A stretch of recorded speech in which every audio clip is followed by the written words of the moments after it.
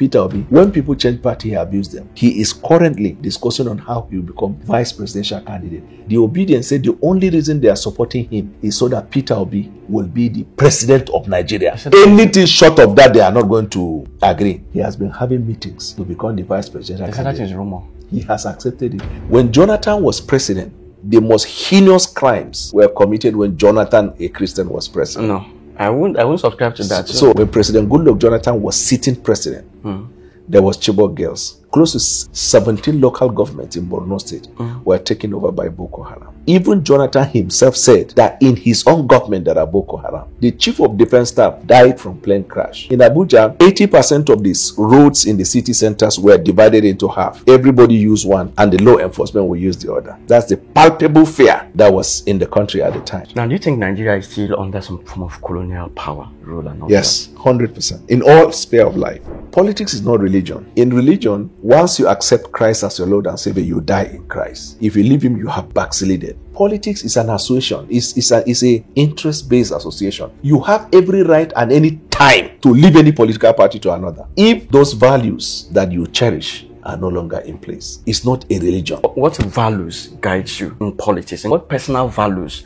do you cherish that guides you? National interest. You're correct. Muslim ticket has not changed. But do you know what has changed? The fear I had that motivated me to say I don't subscribe to the Muslim ticket. In the north is where I come from. The governor said, the governor of Borno, that the repentant Boko Harams that were carried, they got them rehabilitated, they trained them and gave them weapons so that they will fight against the insurgent. They ran to the bush with their arms. And that was why they started striking recently. Peter Obi is a master of fake news.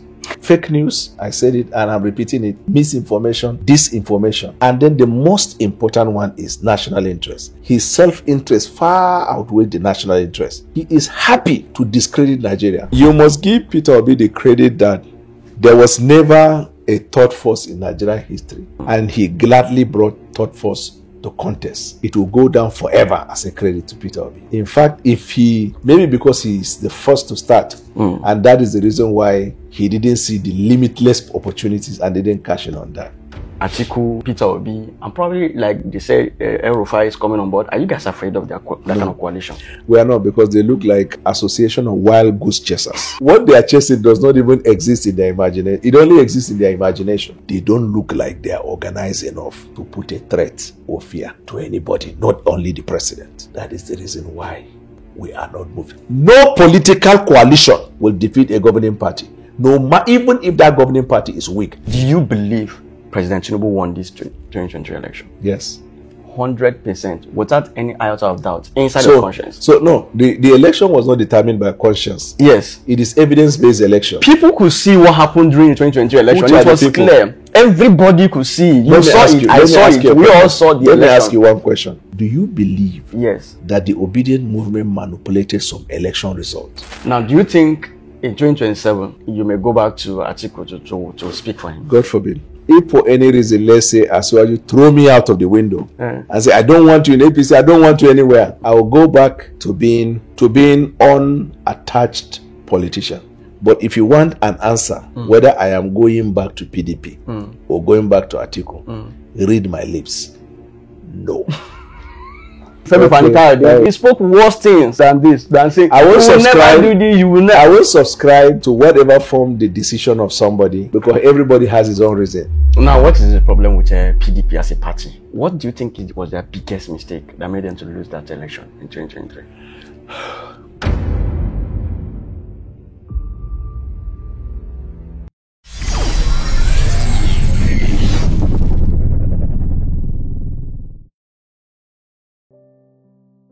Welcome to another insightful episode of Selah Meditates, where we sit with thinkers, leaders, and transformers shaping our world. I remain your very host, Benzik. Today, I have the honor of speaking with a man who stands at the intersection of law, politics, and public influence, a legal mind with international training, a political voice whose voice has echoed across party lines, a communicator who doesn't shy away from speaking the hard truth. He's been a legal professional, a campaign advisor, and now special advisor to the president on policy communication. So guys, if it's the first time of coming to this channel, do well to like this video and subscribe to this channel. Today, we're going to be diving deeply into law, politics, power, and purpose. So, welcome my highly intelligent and incredible guest, Thank you. Dr. Daniel Bwala. Thank you for having me. Good morning. It's been a very big privilege to have you here. I've looked forward to this. I've watched your interviews and I've watched how you eloquently share your ideas and describe on things and speak on public issues and the presidency.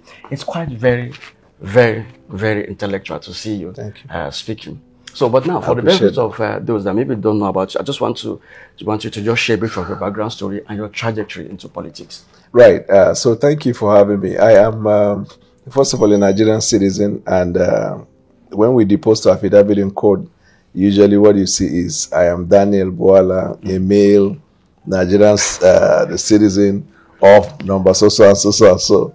So I'm a Nigerian citizen, of course. I studied law at the degree level, and then at the master's level, I narrowed down to international business law. And at the PhD level, I'm understudying anti-corruption, and my case study is Nigeria. This is because of my passion for the country and the need for us to put the country in a better trajectory. We have a young generation of people coming to take over leadership in the near future, and it is very important that we do not lose sight of what the Nigerian project is, so we can push the envelope.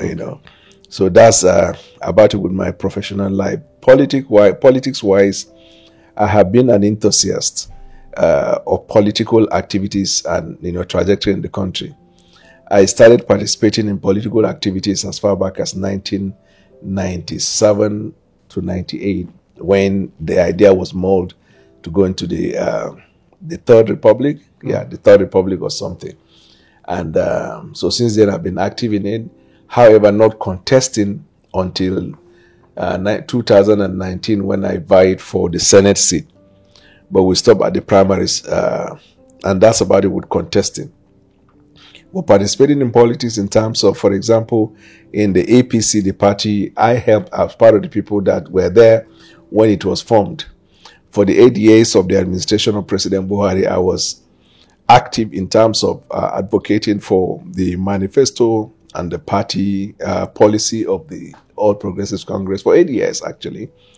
And the president, whom I'm privileged to serve now, when he indicated interest to run, we were also advocating for him before the primaries and up till after the primaries. So basically, this is the role that I play in terms of shaping narrative for the good of an agenda or a vision that a political party or an individual has.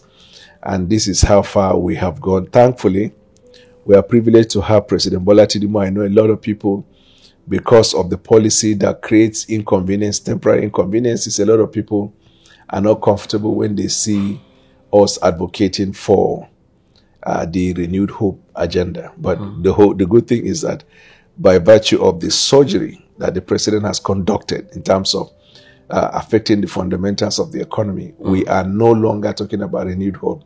We're talking about recovery. Recovery where Nigeria will really begin to see the dividends of democracy, and the young people of Nigeria will begin to tap into the enormous potentials that they have. What do you love about politics?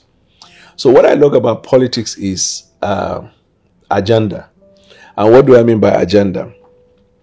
Politics is an activity, actually, by association of persons, either in their personal level or at a group stage, to advocate for an agenda. Okay. So in America, for example, in the political process, you see everybody tilting towards the Catholics and to get the support because they are quite many. But the reason they are going that is because the Catholic also have an agenda, the basic principles that form the tenets of Catholicism. They don't want that principle to be undermined by government. So everybody who plays politics, either in terms of vying for posts or supporting those who are in cause, they are driven by an agenda. So why I said that is what interests me is because that is what I study about people. So I don't like you or hate you because you're white, black, tall, or short. I will like you or hate you, and sorry for the use of the word hatred, but I do not mean hatred in the sense of the word. I mean like or dislike. So I would either like you or dislike you on the basis of what agenda you're pushing. So what I like when I see people doing everything is, what is his agenda? Even in media, there was a time the legacy media was the main thing. And people believe whatever comes out of legacy media is fairness, it is balancing. But when Donald Trump started talking about fake news, at first he was castigated. After a while, we discovered that actually there is no medium that does not have an agenda.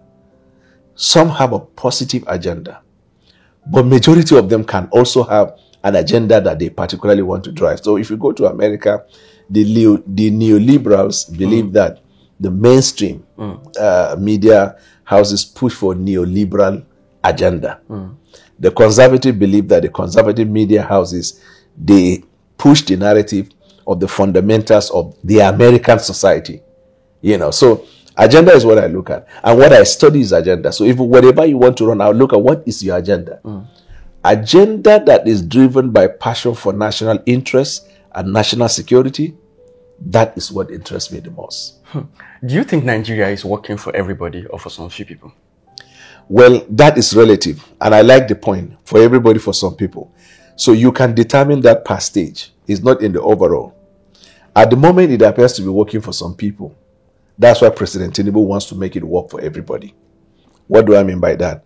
For example, the subsidy we were given before, whether subsidy on dollars or subsidy on the oil, the impression created was that it is made for the generality of the people. We later found out by a Senate hearing that it was actually benefiting certain people. So Nigerian subsidy was working for some people and not everybody. The same thing with the Forex regime. When Forex are given to banks and the rest, they don't make it available to the people it is intended for. Those who want to go to school, those who want to go for medicals, or people who are manufacturers. These are people that are supposed to access. But few individuals who access the Forex and nothing happening. You remember in the past administration, we saw that. So President Tinubu now is trying to make it work for everybody. So he removed the subsidy, invest the money on critical area that affects everyone. So when you invest in roads, for example, there's no road in Nigeria that is made for certain people and not for another. When you invest, for example, what we're doing in the medical field, free cesarean section to people, subsidy on prescription drugs, and there are certain elements that are lifelong. This is for everybody. But NEL fund, you can't say everybody, but every indigent member of the society, those who cannot afford. If you take it and give it to people who can afford, then it's for some people. But when you can't give up, because you are trying to create economic equilibrium so that there will be access to opportunities by everyone.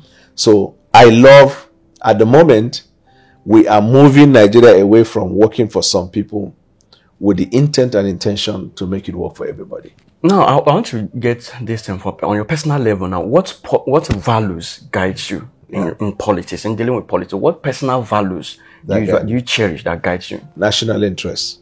And national interest is what? Is compound, is broad, right? National interest is that which will promote Nigeria among the Committee of Nations. That which will protect the interests of Nigeria so Nigeria and Nigerians can compete favorably.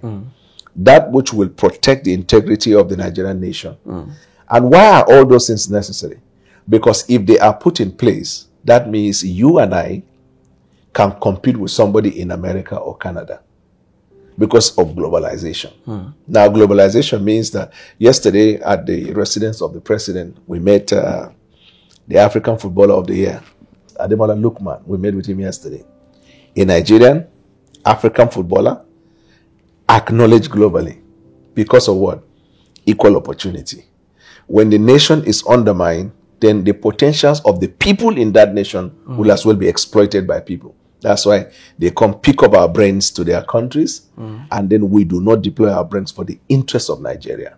So whether you look at education, whether you look at science and technology, we look at information and technology, you look at all other spheres of life, there's a brain drain. Because we have not provided a platform that Nigerians can have pride in the Nigerian nation. So that the money you make should benefit your brothers, your sisters If Nigerian investors are in Nigeria, they pay their taxes in Nigeria, they recruit employment in Nigeria. So the first beneficiaries of the blessing of God to mankind will now be his people. But when everybody moves out of the country, that means you are benefiting a society outside Nigeria and not your people. So national interest is what drives me the most, sir. Now, you know why I asked that question on national interest? Because I want to get it. Initially, during the run-up to this election, you were we are a huge critic of the president, current president now. Correct. But suddenly, you now made a switch to start speaking for him in this very bright manner. What derived that kind of change? So that the use of the word suddenly doesn't apply here because the elections were concluded. In fact, it was even litigated. At the point in which the president was declared as the president, I could have switched at that time. But I also stayed in the opposition till the cases are decided to the Supreme Court. As soon as Supreme Court gave her verdict, it means all political activities have come to a stop until the next election. So what then are we faced with after that time, other than governance? The problem now is that most of these things, those things you raised up that period, it didn't change. The Muslim ticket that was a major concern did not change. Many of the things you accused him of that you were raising up at that time didn't change. They were still there. So what now happened? This is if I have a personal value of I'm not going to eat something. There is nothing that's going to make me eat that thing, even if that thing is served with a golden plate. It doesn't necessarily all those concerns you raised up that time did not change. So let me give you an example with the analogy you gave. If you say, I'm not going to eat this, you say nothing that happens to it that will make you eat it. But that's not correct. In those days, if you give me vegetables, I don't like them. If I take pawpaw, I vomit. I didn't like them. As I grew older, I discovered that on the basis of medical explanation as to fitness, as to health and the rest, I needed the vegetables, which I never liked before. Now I realize it's good for my system, so I eat it. Same with tea. I know diabetic, but I don't used to. Before everything in my mouth has to be sweet.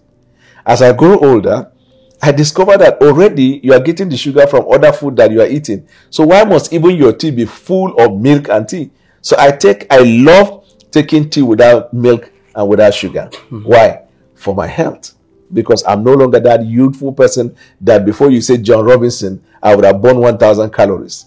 So I have to ensure that less calories come in, less sugar come in, and then I don't used to, apart from football that I play, I never liked the idea of being in the gym for 1 hour. What are you doing? But now I stay in the gym for 1 hour. You're running, you don't like it, but you have to do it for my health. So I will apply that to the Asiwaju project. When I left him, I have said that in every platform. You're correct. Muslim ticket has not changed. But do you know what has changed? The fear I had that motivated me to say I don't subscribe to the Muslim ticket. I'm a minority from Borno State, from the northern Nigeria, where in gender species, everybody who is Nigerian knows that if you are from the north, the first fear you have is that your hope should come from the center. When there is a good governance, it might trickle down to you. Yes. When the center look like the reflection of your local level, then you feel like you're doomed. But when in your fears, the center is constituted, so your strongest fear now is allayed by the decisions of the center. So what are those decisions? One of the reasons why we, the minority, we cry out when we see that kind of ticket is because we know that it closes our opportunities. It blocks us from having progress. We don't see ourselves in the center. We are further thrown down. When the president came, he started introducing equity. You have seen from different northern Nigeria where he's given opportunities to the minority. For example, the chief of defense staff from southern Kaduna. If you go to my Borno state, for the first time in history, in my southern Borno alone, we have about 2 or more special advisors to the president. And then you look at development in whether you're looking at Plateau or Benue and some of this one. And it is not only in the north, even in the other parts of Nigeria, because there are minority there.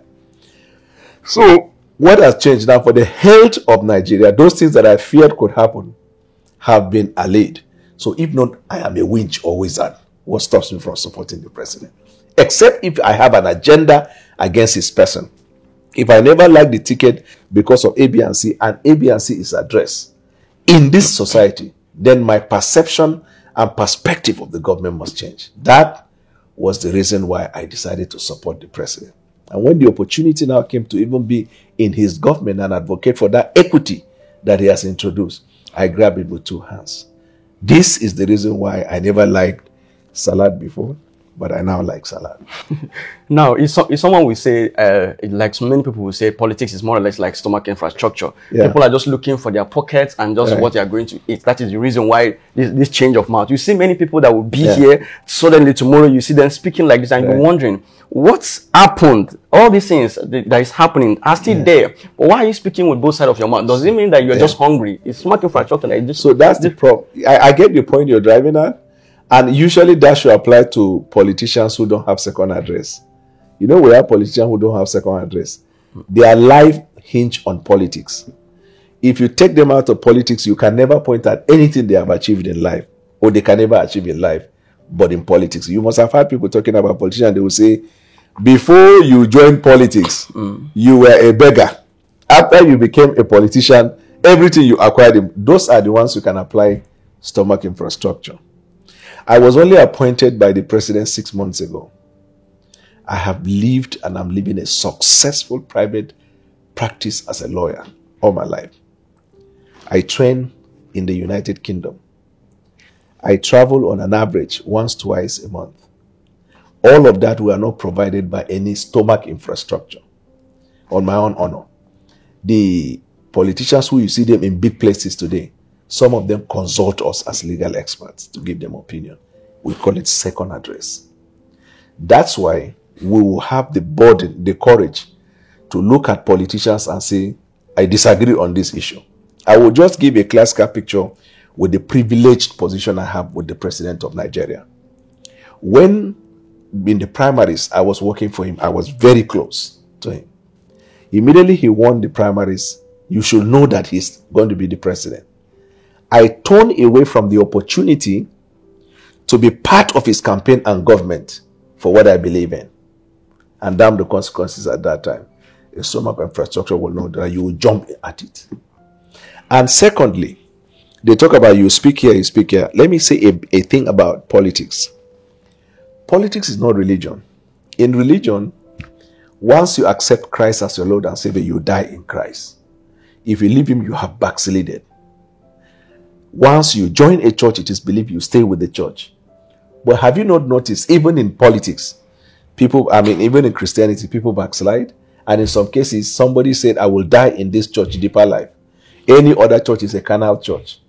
Tomorrow he has left and started up his own. Is that his stomach infrastructure? No, they will say he received a vision. And then when he starts his ministry, you see there's a distinctive difference between that where he was and where he has moved. Politics is an association. It's a interest-based association. You have every right and any time to leave any political party to another if those values that you cherish are no longer in place. It's not a religion. And there is no part of this world where people don't migrate from one political party to the other. No. The current president of the United States was a Democrat. Today is a Republican president. If I run you down through the appointees, even those government, they are from the other side, they move to the other. In America, that conversation of stomach infrastructure is not discussed. Why? Because they've dealt with hunger. So when you move from one place to the other, nobody mentions hunger. They will say you ran away because you want an appointment or because your corporate image of whether company or business or anything you do is better shown by that. But because Africa is largely put at a poverty level, the use of the word stomach infrastructure is being used. I don't belong to that class forever. Now, you mentioned earlier on when you said when he won the primary, that you know he could likely see that he's going to win the president. Why would you be? Don't you look like you're deceiving yourself, speaking for someone that you know is not going to win the election when you're already seeing who is going to win the election? Yes, because you are going there in the hope that he will work against the person. So, take for example, later tonight, PSG is going to play Inter Milan Champions League final. I am rooting for Inter Milan, but I know PSG will defeat them. Why? You look at stats, you look at history, you look at trajectory, and then you look at the current form of the players. These are data you use. My assessment might be different from your own, but it is the result that will now say who is the winner. So this same thing that I was telling you that I knew he was going to win is based on my understanding, which can be different from another person. But when I left him and I went to the other side, I was working to ensure that we defeat him. And in life, basketball, tonight, this in America is night, in the morning is in Nigeria is in the morning. Indiana Pacers are going to play with New York Knicks, and it's game 5. Is it game 6? I think so. Yes, they are going to play game 6 in the playoff, and it is the Eastern Conference Final. The stats showed that Indiana Pacers are going to beat them today, but so also did the stats state in the last match. But New York Knicks beat them. Statistics are fact-based analysis. It can be countered by any variable. So that was why I said it. But it is only the judgment of God that can validate something. Like you said earlier on, that people from many Christians from the north are more like endangered species because of what is happening and all of that. I know you to be someone very, very intelligent, and you're smart, you're very wise. Why do you guys allow yourself to be used by these people? Don't you guys deserve a seat at the highest level in government? Yeah, deserving. That's why there is government. The government now, the problem now is that, like this Muslim ticket that happened, it's not supposed to happen. Someone like you can vice Tinubu. So anybody in the north is strong enough to vice Tinubu. But it is Tinubu that would choose who will be his running That mate. is what I'm saying. Tinubu will choose who is running, but they have relegated you guys to that point that you guys are just meant for just killing, to just make use of you guys and kill and throw it. Why don't you guys? I wouldn't subscribe to that point. No, but that's what we are. That's a fact. Whether you subscribe to it or not, it's a fact. But the north in the Christians in the north, they're endangered species. They are being killed every day. Right. And you are their brothers, whether you like it or not. So, and these things are happening because you guys are more like people that are being used. They derive joy in using you guys when it comes to election, taking your votes, and all of that. But when it comes to the highest position, they go to the northern Muslims. Isn't that more like you? You are so smart. You are so intelligent. No. It is not. I perfectly get the point. Yes. Those who use for votes are not the southern Nigeria. You have a fact, but not better constructed. The ones that will use you to get election is the northern people. So that when we bring the numbers, we win. When it comes to giving opportunity, they will not consider us.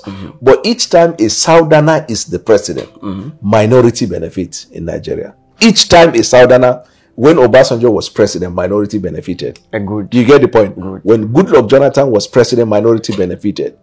But I want you to take away the other aspect. We don't condone that. The idea that it is only when the president is a Christian or the vice president is a Christian that the people will be saved. The most heinous crimes were committed when Jonathan, a Christian, was president. No, I won't subscribe to that. So let me give you facts, because I don't talk on emotions. I talk on fact. When President Goodluck Jonathan was sitting president, there was Chibok girls kidnapped. I'll finish.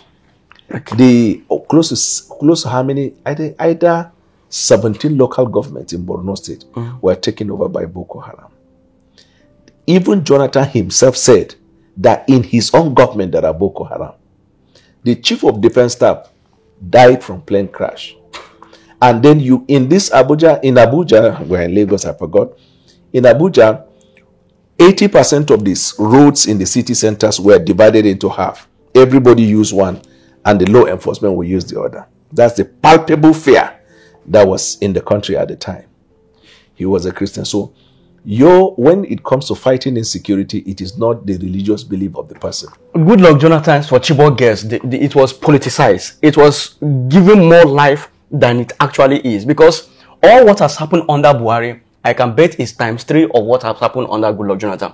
Goodluck Jonathan's era, what happened was that they used Chibok girls to politicize it, and him being a soft-minded fellow is trying to make sure that he doesn't offend both sides.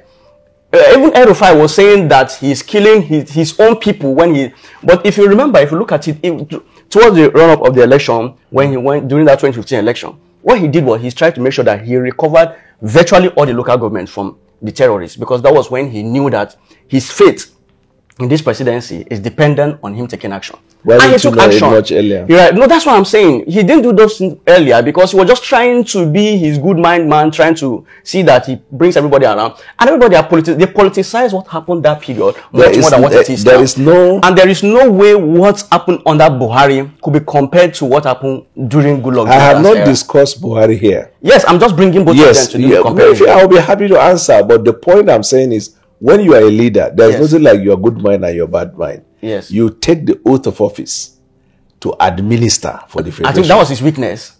Okay, I'm glad you identified that. But I am saying he wasn't weak because he's a Christian or a Muslim. A leader will be a leader irrespective of his religion. That's the point I'm trying to say. But in terms of agenda, to say certain people are going to be disenfranchised, you and I didn't argue that the northern people, the minority, are engendered species. And the minority is not necessarily limited to Christian minority. There are minorities who are Muslims too. They are also engendered species. It's more on the Christian minorities there. Yes, there will be more, but even the Muslim minorities, they also come under that. Let me tell you, if we push this issue of minority and majority, even in the northwest of Nigeria, there is this argument that the Fulanis are the majority, the Hausas are the minority. You have never come across that argument? I've heard something like that. So if you go to the southeastern Nigeria, when they were talking about Biafra at that time, there was an agenda for Biafra at the time, but the South were the minority in the agenda. If you study history, I read a lot of books about that, right? If you come to the Southeast only, there are certain individuals, they believe they are not minority, but others believe they are minority. So the issue of minority and majority is always used with numbers because we can overrule you. In company organization, why do you think they say minority shareholders, majority shareholders? Because whenever the election is determined by numbers, majority will use it to the disadvantage of minority. But I agree with you that the Christian minorities among the northern minorities are the first casualty in this kind of situation. Definitely. So that which is why I said I first condemned the idea of Muslim ticket because I thought it is going to add to the problem. When it now became a factor for the liberation of the minority, it is not only me. Check all the people that oppose President Tinubu who are from the minority north. They are all going with him. If you go to our cities in the north central and in the northeast, by themselves are praying for the second term of President Tinubu. It's always natural. When Jonathan was president, the southeastern people enjoyed him more. Why? Because himself too is a minority in Nigeria. I beg to disagree on that. The southeastern people did not enjoy him more. The northerners enjoyed it. I remember how many Amajiri centers Goodluck Jonathan built that period. I remember Goodluck Jonathan was doing everything more or less like to appease the north because he was looking for their votes.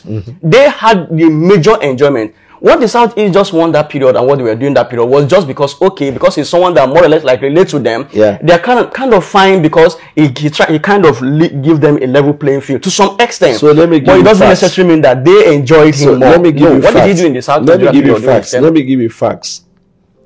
The southeastern Nigeria, yes, from 1960 to this moment, arguably, had more people in government, federal government, during Jonathan than at any time. You argue that as well? Now, those people they have, we are talking about competent people, not just selection. So you have now changed the gamut of the conversation. It's not really they have more. When you say they have more, can you give the numbers? How do they have more? I am saying, yes, when Tafawa Balewa, yes, during that their era, in the federal government, you must have a proportionate number of the Igbos. When it comes to Jonathan, Obasanjo, Obasanjo is the closest to Jonathan. Jonathan's administration had them more in number. Obasanjo had them less than the Jonathan, but more than others. So what I'm saying is that at any given time an administration is there are people that either for strategic positioning, for advantages, or whatever benefit more. There will never be a time in this world till the world comes to an end where the equilibrium and equitable distribution of opportunities will be like 50-50. Jonathan did that to a large extent. Okay. During his tenure, more or less like, you won't see what we are talking about now. That is more or less like during Buhari time, they said more or less like Muslims he gathered. Yeah. Now Tinubu is then as more or less like Yorubas he gathered. No, during Jonathan's era, it wasn't there.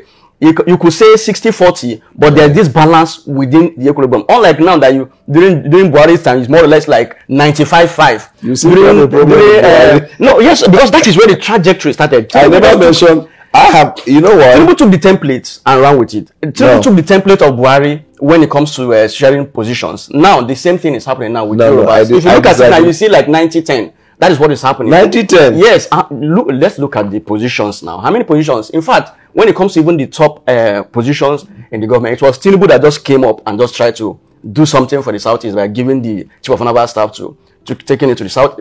During Buhari's era, it was 0 all through. Many other positions were 0 all through. I'm happy. But now Tinubu came in and just tried to create some little balance, but still and not that is the balance that Jonathan did. And that is the government I am happy to propagate. Yes. The government you have acknowledged is trying to create the balance. But he hasn't. Which is the reason why we're doing the interview. I have no business with what Buhari didn't or did. Yes. Right? Even when I took you back to Jonathan era and the rest, I was trying to explain to you that the idea of minority being on the losing side is not necessarily because of religion. So, for example, President Jonathan, again, I bring you back to him. He wasn't doing this because you are Christian or because you are Muslim. Exactly. You said he was trying to work for the people. Yes. So that equitable distribution of national wealth is actually not occasioned by religion. That's the message that you drag out. Exactly.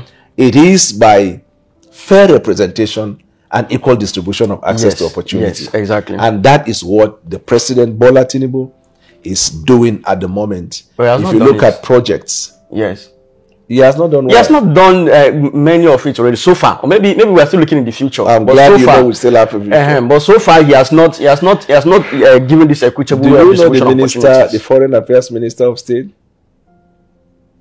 Who is it? You don't know the Foreign Affairs Minister of State? Tell me. So I'm glad that you don't even know there is an Igbo extraction person as the Minister of Foreign Affairs State.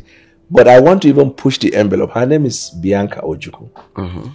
She was not even a member of APC. That is president, stretching himself beyond party lines to unite the country. When he chooses and there are lots of appointments I can point to you in this government that the people were not members. Some of his ministers, you remember during the cabinet hearing, people fought them because they said these are obedient, like Bosun Tujani. People fought it.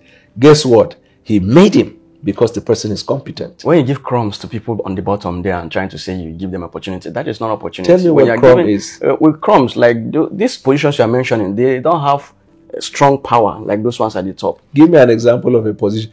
Everybody under the appointment of the president is at the pleasure of the president. He can fire you anytime. You get the point? And when we de-escalate and we'll come to that point where our conversation is about, okay, this position, I don't even know what is the measurement of what a position is in terms of this is more powerful and this is crumb, because you can only operate insofar as the president permits you. Even if you are, I find it hard to say which one is highest, which one is lower, because constitutionally, even when you see cabinet sitting, you have the president, you have the vice president, right, in the cabinet. The next is Attorney General. After Attorney General is Foreign Affairs Minister, and then you run it through. But that's not to say Attorney General is more than foreign or foreign is more than that. They are all cabinet positions with responsibilities as assigned by the president, and you carry out the duty. When you do anything that you are asked to do, it is the president that is doing it. That's why you are servants to the president. So if all of us here are servants to this something, how is it that I will be more servant than you are? Except if you are telling me there are certain positions that when they are given to you, they ask you to carry something to your people. And let me even tell you something. In spite of the fact that National Assembly members are there, the president has consistently during the festive season, for example, give relief materials to them to take to their localities. He has given governors money. Look at the president went to Anambra where the governor who is from Abga asked him to come and commission. He commissioned, he celebrated the man. The president also was invited by Alex Otti, the governor of Abia. He went and praised him. Remember, he was invited by Mba, governor of Enugu. He went and praised him. And these are not the things you see in the past where people are trying to make everything about politics. He doesn't look at it from that prism. But do you believe that the northern Christians are being used each and every election? Yes. It's not just the northern use. That's why I don't ask the northern Christians. That's why when I bring it down to minority, I don't break it into religion. Because it will be unfair to the northern Muslims who also suffer from this when you say it is only the Christians. That means you think that they are not relevant. That means you too, you are marginalizing them in your local level.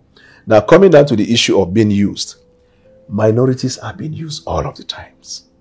That's why when you have your representatives, you bring you back to how we started the conversation. You take your own agenda. If you want us to vote for you, we want this thing. That's what politics is all about. For the agenda, what was Tinubu's agenda when he decided to pick Shetima? Why not pick Yes, you? it was a Why not pick someone, what was that speaker's name again from Plateau State that we were talking about? Not Plateau State, from Bauchi. From Bauchi. Dogara. God bless you. Why not pick Dogara? Why not pick you? There are many brilliant and minority Christians. So this is the answer. Why not? This is the answer. Winning formula is the reason. If he picked me to prove a point or picked Dogara to prove a point. No, that's the right thing to do. It's not about to prove a point. No. It should be the right thing to do. So let's say that's the right thing to do. Yes. And he picked Dogara or he picked me or anybody else. Yes. And he loses the election. What will you tell him? Why did he assume that he has to lose it? That's exactly what I'm... Now you've come down to the same point you're talking about. Is election about winning the election or about doing the right thing? Election is about winning. No, governance is about doing the right thing. Governance is about if you win, if you're not doing the right thing to win. Like Peter Obi will say, if you come through the window, it doesn't necessarily make you that you coming through the right channel. Why don't you go through the same right channel and win while standing? Like if you are fighting with a man and you fight, even though you fight the man punch to punch and he defeats you, you know that you exercise your own right to fight. But if you kneel down on your feet and they beat you, it means that you have been coward already. Yeah. Let me say it slowly. Yes. So that the viewers will have it sink in their mind. Election is about winning. Governance is about doing the right thing. It is only when you have won election you can deliver on governance. If you say election is about just doing the right thing, it's not as if part of the procedure leading to election you should not do the right thing. But fundamentally, what governs election is winning. It's only when you have won you can talk. Yar'Adua knew that the structure that was set there at the time he was projected was going to be rigged for him to be president. He didn't resign. He didn't decline. He waited until after he has won election. Then he said, the process that brought me, I acknowledge it is flawed, but I promise you people, I'll bring reform. Jonathan, when he was brought to government, he knew the structure in place was going to be rigged for a minority to emerge as president. He did not say, I know they're interested because it's the wrong thing. When he won the election, he said, I will make sure that I do a reform in the electoral process. So election is about winning. But after you have won election, even if you win it through the wrong means, whichever means. No. You must win by the rules. If you win by grab and snatch and run away with it, does that make you, because you win in that manner? So if you win by grab and snatch, yes, there is a court that will invalidate that. And in Nigeria, courts have invalidated elections that are flawed. As a lawyer, do you believe our court system is working? Yes, it is working. There are problems here and there, but it's working. No, I beg to differ, because INEC gave a rule what they use to make the right to election to go. Do you believe Alex Otti won election? Alex Otti? Yes, he won the election. I believe he won the election. So he won because he's obedient, or he won because he won the election? No, it's not even really because. So here's the problem with our masses. When it has to do with us, if the person win, you win. You win, that's correct. If I ask you, do you believe Peter Obi won Lagos? You say yes, because he won it. But when you flip it the other way, do you believe this way? So our own biases sometimes affect our judgment regarding issues. But the way democracy is not perfect, the way it is set is that if I cheat you, there is something above me and you that should be able to checkmate. If I go there You go there and I block you there. There is the court of appeal. If I block you there, there is the final court of the land. Do we have challenge in the judiciary? I'll be the first to tell you yes. But you say, is the judiciary working? If judiciary is not working in Nigeria, there will be no Nigeria. Because we have seen elections invalidated by judiciary. In fact, it was judiciary that set the precedent in Nigeria of electoral correction. It was not the INEC. You remember Ugo and Ararume? Obasanjo did everything to stop Ararume. Supreme Court said, Ararume is the person that is the rightful candidate of the party. Obasanjo, sitting president, what did he do? He said, okay, we are not presenting a candidate in that place. But as far as the court is concerned, you know Omeha and I, Rotimi Amechi. Omeha was produced. Supreme Court said, now. Not only that he has been removed. Right now, somebody should take him out and then sue somebody. Judiciary, they've tried. Because you cannot use one brush and brush one. If I ask you, is the Church of Christ in Nigeria working? You would definitely tell me yes, because your biases supports that. But are you not seeing RNG prophecy all over the places?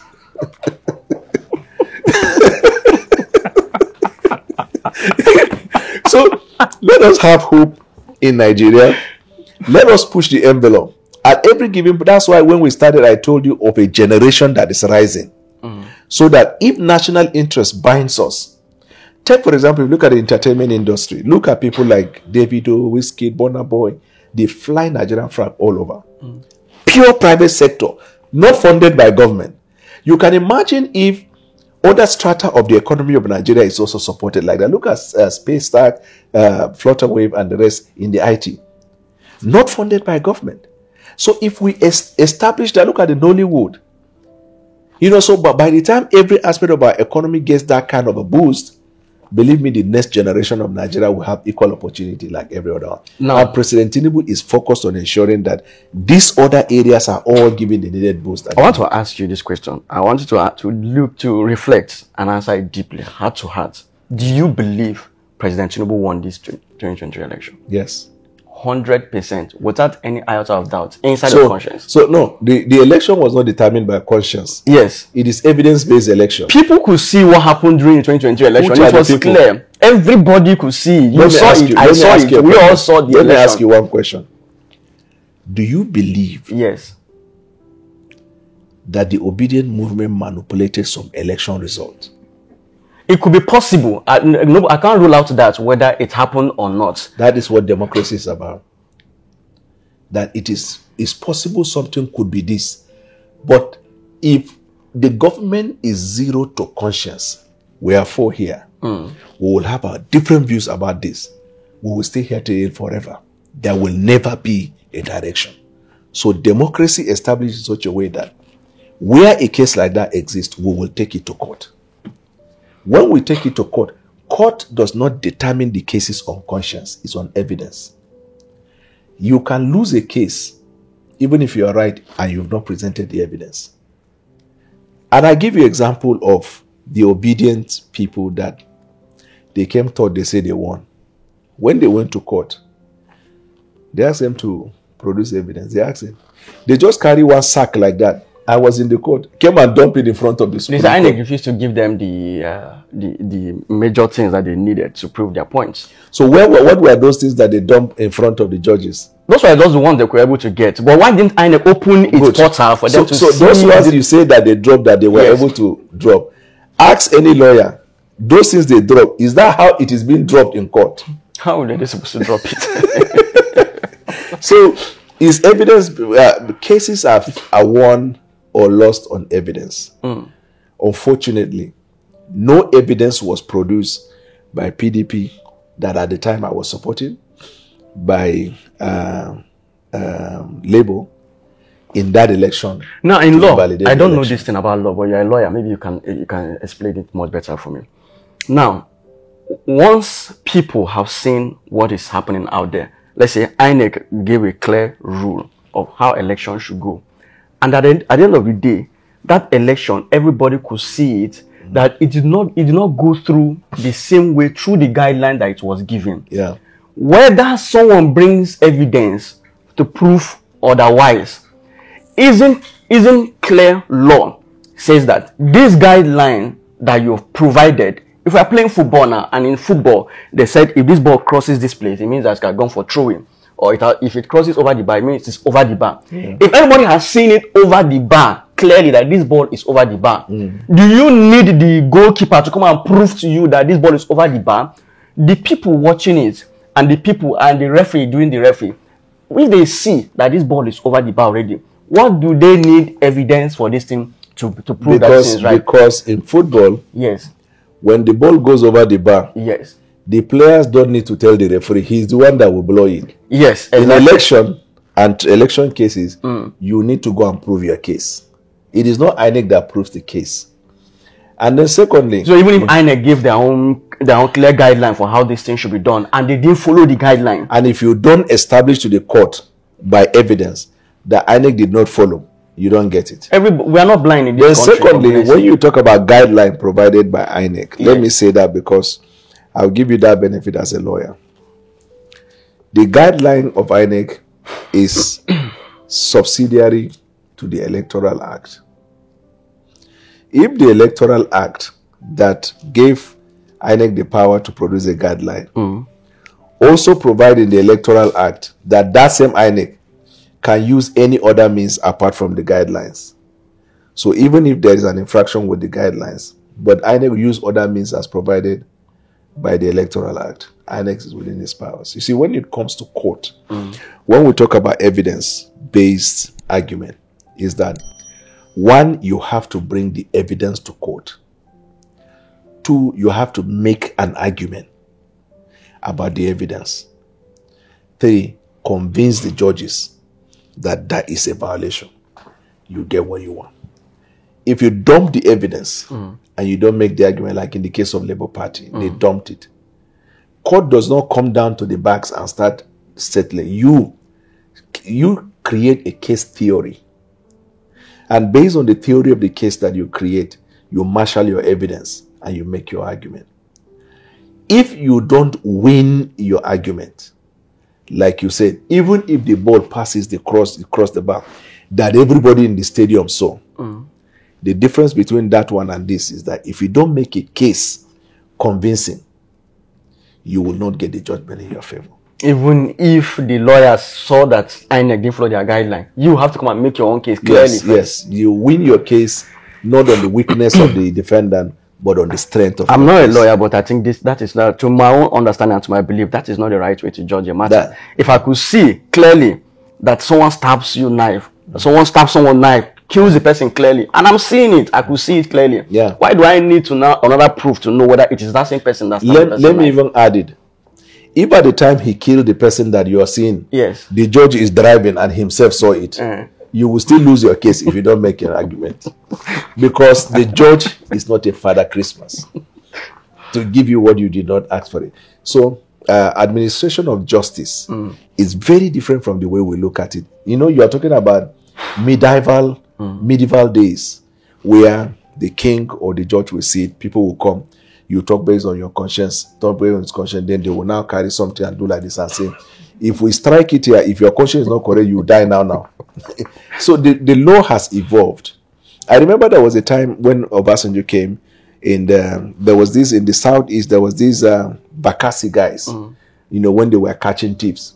What they use for judgment, nobody argues for and against. If they grab the thief, I remember, anybody that they grab is on the scene of crime. There's nobody who didn't see it. When they bring it, the man will just toss something. He will look at it. If it goes this way, they chop off the head of the guy. You are not able to know, because even when the person has committed the crime, the actus reus, we call it in law. If you do not establish that this actus reus is also backed up by mens rea, mental element, that in fact he meant to do it. Because if I kill you, there are many factors that can be there. I may be exercising my right of defense. Maybe you came to kill me, and in the course of the fight, I first kill you. And they go free. I kill you. But it's the right of self-defense. Now, or it could be aggression. So because of that, the law is established so that you get a lawyer who is trained. This one get it. You now come and convince the court. if it is criminal case, beyond reasonable doubt. Not just convincing, it has to be beyond reasonable doubt. So that the accused does not get judged not on the proof of a crime committed, but on the circumstances that surrounded a conclusion that he committed the crime. Should election even get to court in the first place? Election. Should he even get to court in the first place? Because if they don't get to court, the stronger person will be the one that will set the rule. The stronger person will stifle others. That's why INEC is there. Yes, but the reason why the court exists is because INEC, as an unbiased umpire, is also a member of the executive branch of government, of any government that is in power at the time. So, for example, in Alex Oti's state now, if he conducts an election, the presumption of law is that Alex Oti can use executive powers to get his own people to win. So the minority in this case might be people who are not from his party. They can seek redress in the court of law that will right the wrong. And then as a society, as we grow, we evolve, we change our laws. This one is not working, we need to strengthen it. That's why Yar'Adua started the reform. Jonathan pushed the envelope. When Buhari came, he pushed it small, and we keep pushing because no society is perfect. In America, there was a time George Bush ran an election with Al Gore. All the cases of the election proved that Al Gore won the election, but there was one, Florida. But the governor of the Florida is the brother of George Bush. They went to the Supreme Court on the matter. Because the manner in which Florida result was announced, every American society believed it was rigged in favor of George Bush. Because Jeb Bush was the governor at the time. That was the first and the last time a major case like that on presidential matter went. But before the George Bush case, they enjoyed almost 40-something years of non-litigated case like that. When situation arise, somebody will seek redress. That is the reason for the judicial branch of government. Now, let me come down to Tinubu's administration. On a scale of 1 to 10, can you rate his administration so far? I think we are 7.5. And this is, I'm even marking it the Nigerian way. You know, in Nigerian universities, the lecturers wish that you lose. So they are marking it straight. Look at Nigerians, they come out of Nigeria with C. They go to abroad and they become first-class students.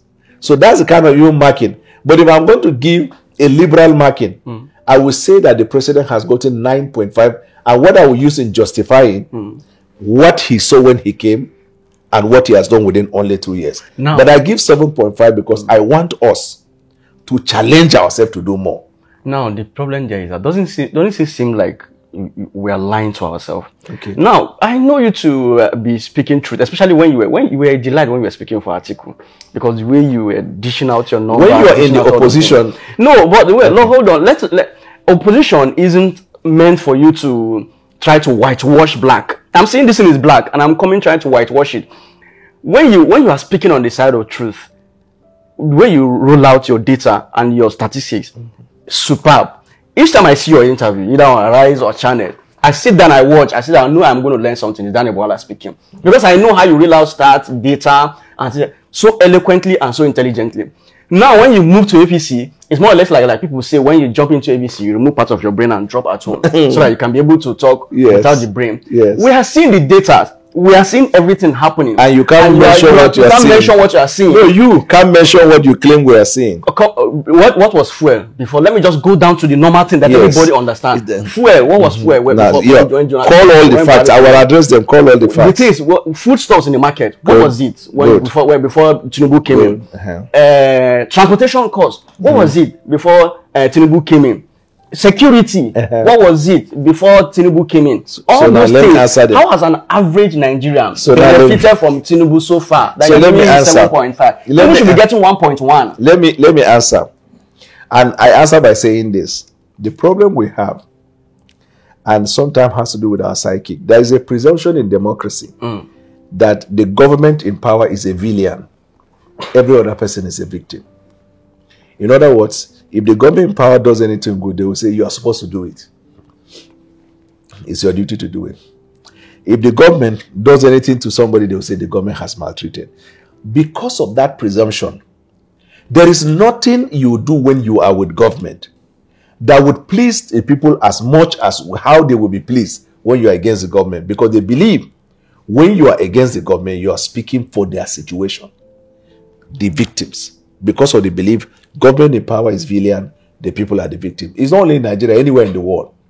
The governing party, so if you are speaking for a governing party, you are most likely going to have less applause from somebody who is speaking against the government in power, because majority of the people are against the government. And there is nowhere in the world where you have majority of the people all over are in favor of any government, even if you are giving people free money.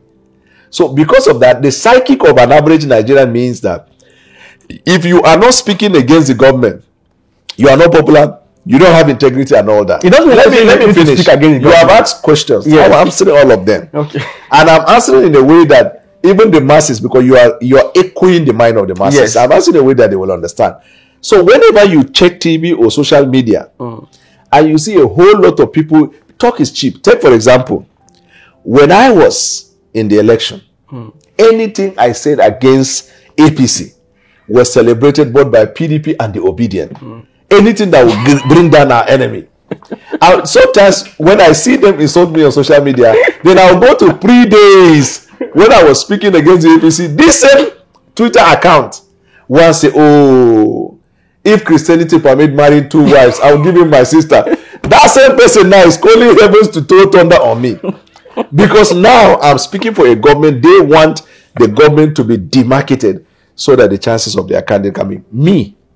I know of that. That's why I don't get moved by anything on social media that people say. That is one. Then the issue of, that's why I say let's speak to specifics. Fuel, food, insecurity.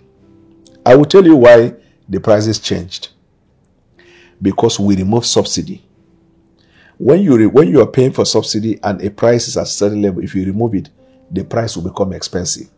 Because you are subsidizing before you are not subsidizing. So that the prices of whether dollar, fuel, food, anything has happened is economic realities. Once you remove the subsidy, that's what will happen. So wait, before you continue, you believe subsidy has been removed 100%? On what? On oil. Yes, on oil. Yes, now it has been removed. No more fuel subsidy on oil anymore. Give me name of anybody who collects subsidy. But when we won that we removed, there were certain interventions here and there. Because people are still rumoring that there's still subsidy. That was after the president became president, and for the first 1 year, small here and there intervention, because if he does not intervene in those areas, system will crumble. But now it has been taken off. 100%. That is why there is free market. Anybody is competing. Then go to bring down the price, NNPC grow, and now the masses are benefiting from that. 100%. Now, secondly, food items is cost by 3. 1, anything that affects petrol, transporters will add. This one will add. And then the people who supply food in the market, they'll say, when I harvested it, I pay more money to transport it, pay money for this. So it's what we call is the value chain. Right? But when we remove the subsidy, the monies that we remove are the things we are using in paying for the school fees of the indigent members of the society, the NEL Fund. Over 300,000 Nigerians now have benefited from NEL Fund.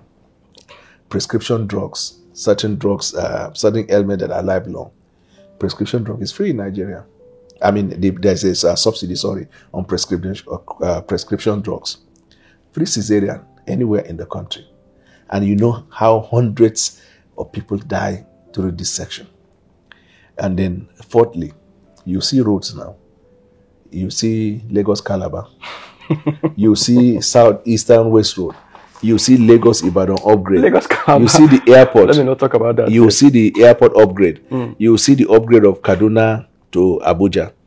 If you go to the Southeast, are you from the Southeast? You go to the Southeast, you see certain upgrades in the Southeast. And we're doing that with very small money. Very small money compared to what the economists said we need to bring about a change in Nigeria. In all this you said, how does it affect an average Nigerian? Look at, when Nigerians see this thing in nutshell is that if an average Nigerian, if you think you are doing something out there that people are seeing, or you remove fuel subsidy so that you can use the money to do something else, if it doesn't impact or affect an average Nigerian's pocket positively, you have not done anything. You're right. If you say you remove fuel, what is the essence of, when the subsidy was there, at least we're buying fuel for less than 500 naira per liter. Now you remove the fuel subsidy. We're buying for like this ridiculous amount. Which other ways is it using? Is it impacting me? Is it no? Is it on electricity? No. Is it on what other area can an average Nigerian use to say, okay, well, this subsidy removed is impacting me in this other area? We should be looking at people's benefit averagely. I give you an example. I will assume that you are an indigene. I may be wrong, but I just want to, for the purpose of analogy, you are an indigene of Abia State. This is how the policy is impacting on you. Let's say you live in Aba, or you live in somewhere in one of those local governments there. The subsidy was removed. Before the subsidy was removed, your governor was not paying salaries to the workers. That is the same workers, the middle class. Their lives are getting worse by the day. When the subsidy was removed, they increased the revenue of Aba. The governor gets more money.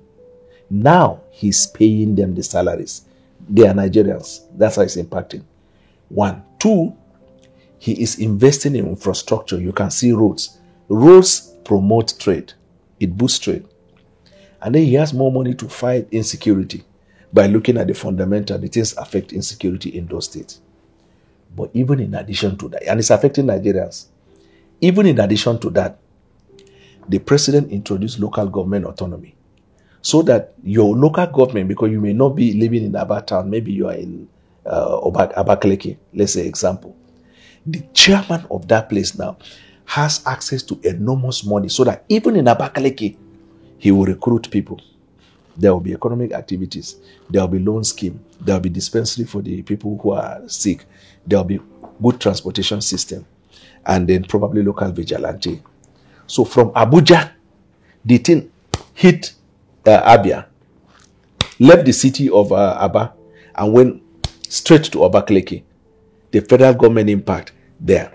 So if from there, when the money was released, and you know, and landed in your state, between that your state and the local government, is it supposed to be the problem of the president? So we have not been interrogating governors. Now that the revenue has been generated for that same purpose, is it trickling down? My chairman now, your chairman, how much is he receiving every month? If he was used to receiving 20 million, and now he's receiving 1.6 billion, is it for his pocket? So if we escalate that argument further, we will trace it. Just like when you have electric fault in the system, you trace it right to where the problem is. But our psychic, the way it is running in Nigeria is, even when witches fly over your house, Tinubu is responsible. Your wife had miscarriage. If not because Tinubu is in government, she won't have. And the people study and understood us very much in that regard. So it is easy for every other person to hide so that the blame can just go to President Tinubu. But this is how the policy is directly impacting the person. If you have a brother, thank God you are in the ruling class. Assuming you are an indigent member, you have a brother who has now accessed the NEL fund. I'm studying in ASUT. I need money and I don't have. You're able to access all your school fees are paid and they give you cost of living. You are an average Nigerian. But here lies the issue. Because of large population of Nigerians, everybody is not feeling it now. It is like a drop of water in an ocean. Now, those whose water the drop come on them, they see government. Those ones that is yet to touch, they don't see. So that's why we keep pleading with Nigerians, give government time. Because this thing happen with time. Time will come, the reach of government intervention will be so obvious that the number of people that will now be praising government will be more. But for now, it is only those who are directly impacted that will say, I only pray to the Almighty God that our governors will trickle down these same deliverables to their people. Now, if you look at it now, whatever you're saying, if any policy that the government is doing that doesn't affect anybody, that be able to say, okay, things are changing for them, because that's how they see it. This one you're talking about, where it crescent down to the governors and the local government, they do that. We all know how corrupt many politicians are. Yeah. They could pocket the money and all of that. If you are channeling something through someone that is going to pocket it, how does that affect me personally? How does this policy improve employment? How does this policy give people improve the economic condition situation so that everybody can benefit from it? In a general way, it doesn't need to crescent through somebody all of that. That's not a democracy. It's not a unitary government. No, it's not a federal system of government. Unitary. It's supposed to be a policy that's going to improve the life of individuals. That is the policy. And then it's going to also does unemployment condition, has it calculated or it has gone down? So I will tell you, When it comes to unemployment and employment, Yes. the ideal is not government that will employ everybody in government. Of course, government cannot do It is the private sector. Yes. So what we are doing is we are making access to credit and to loan for small scale business, so that you, like this your business now, you can expand to have bigger studios and bigger branches. How many people have accessed that loan? No. I am saying that we are making the provision. There are people accessing it. You see, the challenge that you have, and probably the extension in Nigerian people is, and I talk about the population, you want, whenever a kobo is dropped for the benefit of the masses, all the masses should have at once. I am going to tell you it is not possible. However, you will see 1, 2, 3. I'll give you another example. Your pastor has been performing miracles. Have you ever received miracle from him? Does it change that the fact that he doesn't have anointing? He has the grace. He's praying. People are coming and sharing testimony, but not everybody in the church is sharing. But because it's church, you believe he's anointed. But because he's president, now only 20 people have testified now in the congregation of 1,000. Why is it that you don't throw the same problem at him? So we must look, and that's why we are doing the sensitization for the people to know that the population of Nigeria in some country, you can combine 3-4 countries at once. The policy will depend on resources and then collaboration with the state in order to cause the speed to go. Even World Bank, they say we created a modest growth, but they want a speedy growth for us to be able to meet up with the $1 trillion economy by 2030. All the extravagant purchases that Tinubu is doing, do you support all of that? Which one is extravagant? Now, the vice president's domain. Residence. Yes. So what is it extravagant about vice president having a house? Is that the most important thing that needs to be done? So he should sit on the tree and be administered. There was a house before initially. Why don't he use the one that was already there? Which is the house? The one that the former vice president left. Okay. Is he going to be in that house forever? It's Let me tell you. Do you know how much is Air Force One? That is not where your concern should be. Your concern, as I've said today, is the monies that our removal of subsidy has generated and will trickle down. Are our governors delivering on this same thing to our people? Okay, let's come down. What do you think is the average Nigerian misunderstand about politics and power? I think it's perception, and then sometimes influenced by their leaning and biases. So sometimes politicians have no help matters. If a politician comes and is pushing that he's putting certain narrative, maybe religion, any other thing, it affects the perception of the people. So the Nigerian society, because a larger population of our people are not literate, it is very easy to dissuade them or manipulate them with narrative. That is my only worry. And with the advent of social media, that undemocratic element even used for regime change in different parts of the world, it is very easily used. And we have the biggest problem confronting us now, including America, Russia, everywhere in the world. It is called artificial intelligence. Artificial intelligence can create you now with a woman sleeping on bed. They will hear your sound. They will hear everything. And it is not you. It will be run that until you are destroyed before people will realize it is artificial intelligence. They clone voices. They clone everything. It's the global challenge at the moment. And I look at the vulnerable part of the world at the societies in which we have not developed to a point where we can do our own artificial intelligence, or the measures that are taken to detect the activities of some of this AI. We do not have that infrastructure at the moment. I listened to Elon Musk. He said that is the biggest threat to mankind. Now, what some major mindset shift that you think Nigerians need to start succeeding in the highest level in this today in Nigeria? I believe that an average Nigerian is entrepreneurial, because without structures in place over the years, Nigerians have proven themselves. You only need to see our Nigerians outside the shores of Nigeria. Wherever they land, where there is level playing field, they take the lead.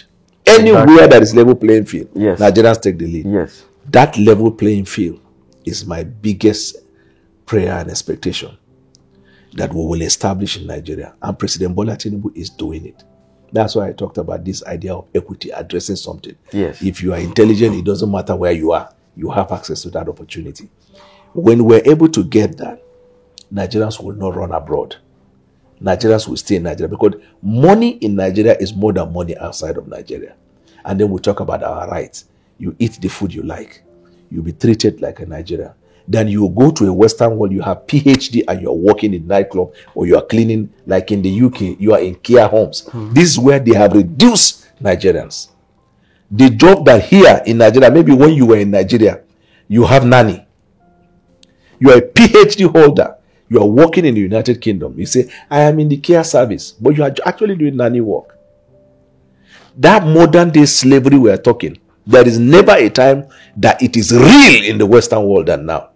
So the day when these Nigerians, out of anger for a positive change, they will say, we are not going to those countries. We will stay and find solution in Nigeria.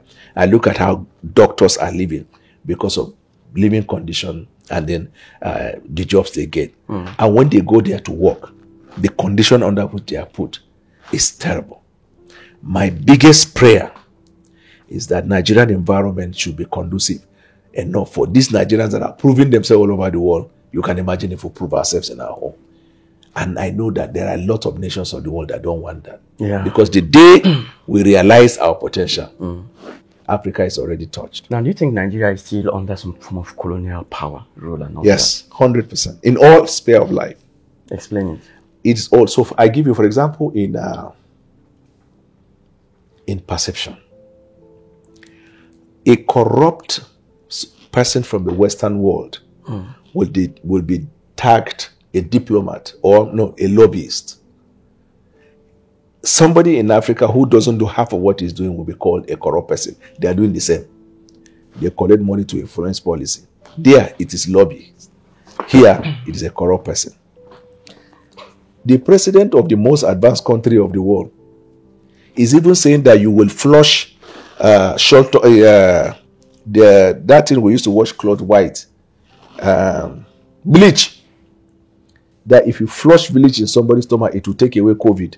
If you have said that here, the Western media, they will say you run out of your mind. But at that time, a sitting president said it, and he got passed for it. That media manipulation of perception is a neo-colonialism. That is one. On the economy, we have relationship with countries. We call it bilateral relationship. When their people come, this is the privilege we give them. Our people go there, they don't get the same privilege. We spend 30 to more billion pounds maybe annually studying abroad. But the biggest buy our people can get after you finish, you work for 1 year and then you come back. Now, if you are going for masters, you can't even stay after that. Very terrible policies anti our people. And you tell me it's not neo-colonial. Okay, they prefer your people to go for medicals abroad. When you say come and open the hospital, they don't. Because when you are traveling for medicals abroad, their airlines benefit, their hotels benefit, their hospitals benefit. You pay tax in those places. You use local transportation, their food. You virtually carry your economy and give them. If they open the hospitals here, they can only collect the money for the services they render. Come to security. Come to entertainment. You are doing more than enough. You can never get Grammy until you are connected to another producer in the West who also subjects certain conditions. Look at the way they sign. A Nigerian that signs there, he will come here with small dollar converted to naira. He's on top of the world. And when you do assess based on his reach, his weight, and everything, he generates revenue more for them than a local musician in that place who has a stronger contract terms than the Nigerian. You tell me that is not economic colonialism. There is no, even in religion, pastors, you are happy to go abroad and preach for 3 minutes, and you can do anything for that.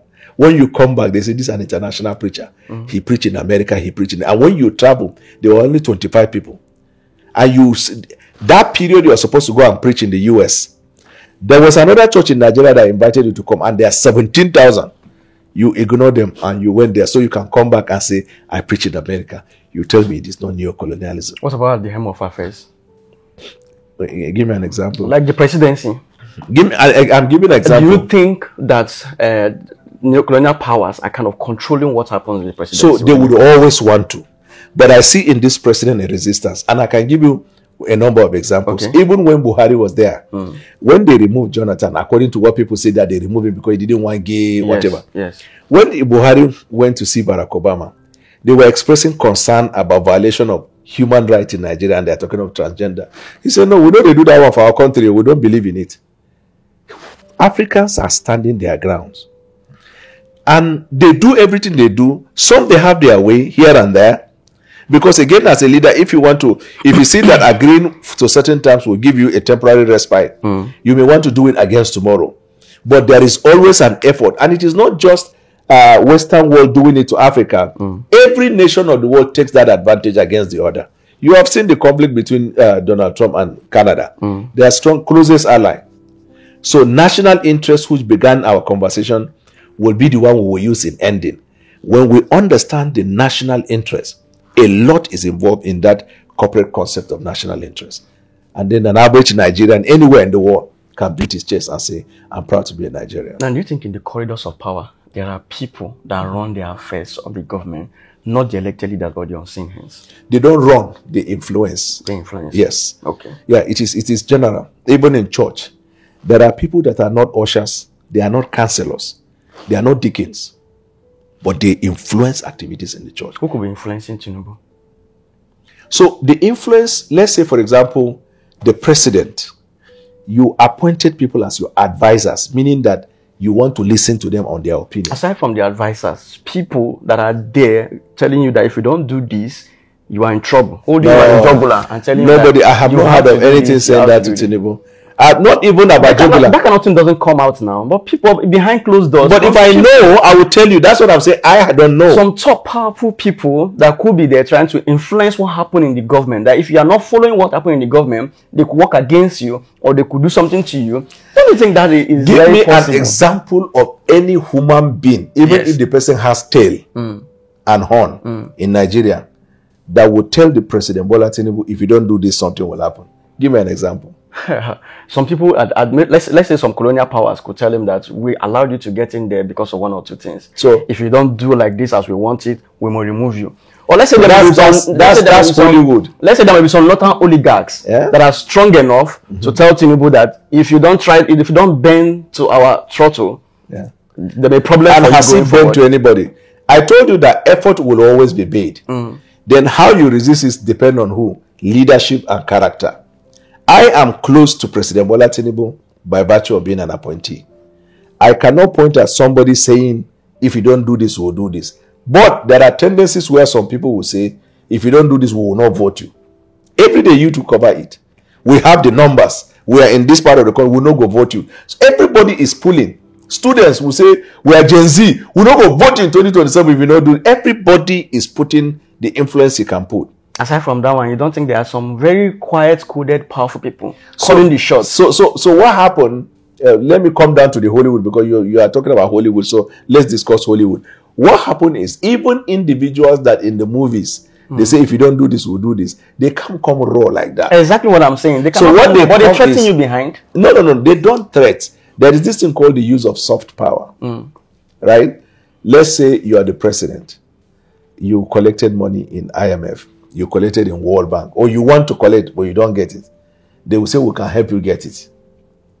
But we are also concerned about human rights violation in this and this and this. Then you weigh it. Human violation? Okay, we'll release those prisoners now. Moku get the money. I'm giving instances. Nobody will say threaten. What they will look at what you need. And whether there's something they can do to stop you from getting it, unless you do what they are also suggesting. We have gone past that period. Somebody will say, if you don't do this, we will remove you. God will thunder will fire that person. But in terms of influence, everybody is influencing. There's no part of the world that is not making the effort to influence for their own good. Whether as a people, Hollywood, they put money to vote the Democrats. Why? If the Democrats are in power, the policy of the Democrats will favor them. Elon Musk removed everything he has to support President Donald Trump. At first, people say this guy just flexing money. As soon as Donald Trump became president, within the space of how many? Do you know how much he recovered? Even the money he lost in this Tesla. Donald Trump moved to the Middle East. Every single deal that Donald Trump struck, he got about some $1 trillion. Every deal that he struck with those people, Tesla, Starlink, or which is the other one, his companies are involved. How very close are you to President Tinubu? He has called you his son. How close, how well do you know him? Father and son. I mean, you know major details about him. Father and son. Father and Are son. you married? Not yet. When you marry and you have a child, are you going to tell the child everything about life? You give him information per his age and that he can carry. If you carry your child at the age of 3 to sit for WAEC because you have passion for him, you want him to finish so he can start getting your business, you will break his head. You give information per time. Now, let's come to Peter Obi. What do you guys have against the man that every now and again the attacks are coming to him over and over again, even though it was claimed he came third? The person that came third 2019, I can't remember that individual. The person that came third 2019, the person that came 2019, his name is Nicholas Felix. And he's nowhere to be found. No. In 2023, yes, he ran for the APC primaries as the youngest candidate. But my idea is that he's nowhere to be found. Nicola, you just mentioned, I'm sure many of our viewers are hearing the name for the first time. The third person in 2015, nobody could remember him. But Peter Obi has become like the bride of the moment. He's not like the unofficial president that everybody tries to attack. What is the problem? Why is APC afraid of Peter Obi? Nobody is afraid. No, let me tell you. No. You see, that's the danger of journalism. Conclusion. It is easier. It's better for you to say people perceive. If you say you guys are afraid, you have concluded and you don't have data. The data is clear. What is it? The data there is that Peter Obi has not left you guys' mouths. Every moment, every now and again, so let me ask you, has Peter Obi kept his mouth shut? He cannot keep his mouth shut. So if he told all those citizens we cannot join issues, he's acting more like a citizen. Everybody that can criticize the work of the government, and that's what he's doing. Yes, acting like an opposition, criticizing the work of the government. So when the opposition, you guys are against him. So we want to make sure that everything about Peter Obi is killed down. When Peter Obi opened his mouth and say anything, yes, you guys in the media used to call us and say Peter Obi says something. What is the reaction of government? That's the reason we talk. Nobody knows Peter Obi. I am saying, at least I'm sitting here speaking to you and I speak on my own honor. Everything you see me say on Peter Obi to counter whatever he said, I was contacted, and you will see in the reportage, I was contacted, what is your reaction to what this person say about government? My job as a spokesman of the president is to speak on his behalf. I don't have to wait for him to say, go and speak. I am image maker for the presidency. Launder his image. It is my duty to counter. And Peter Obi is a master of fake news.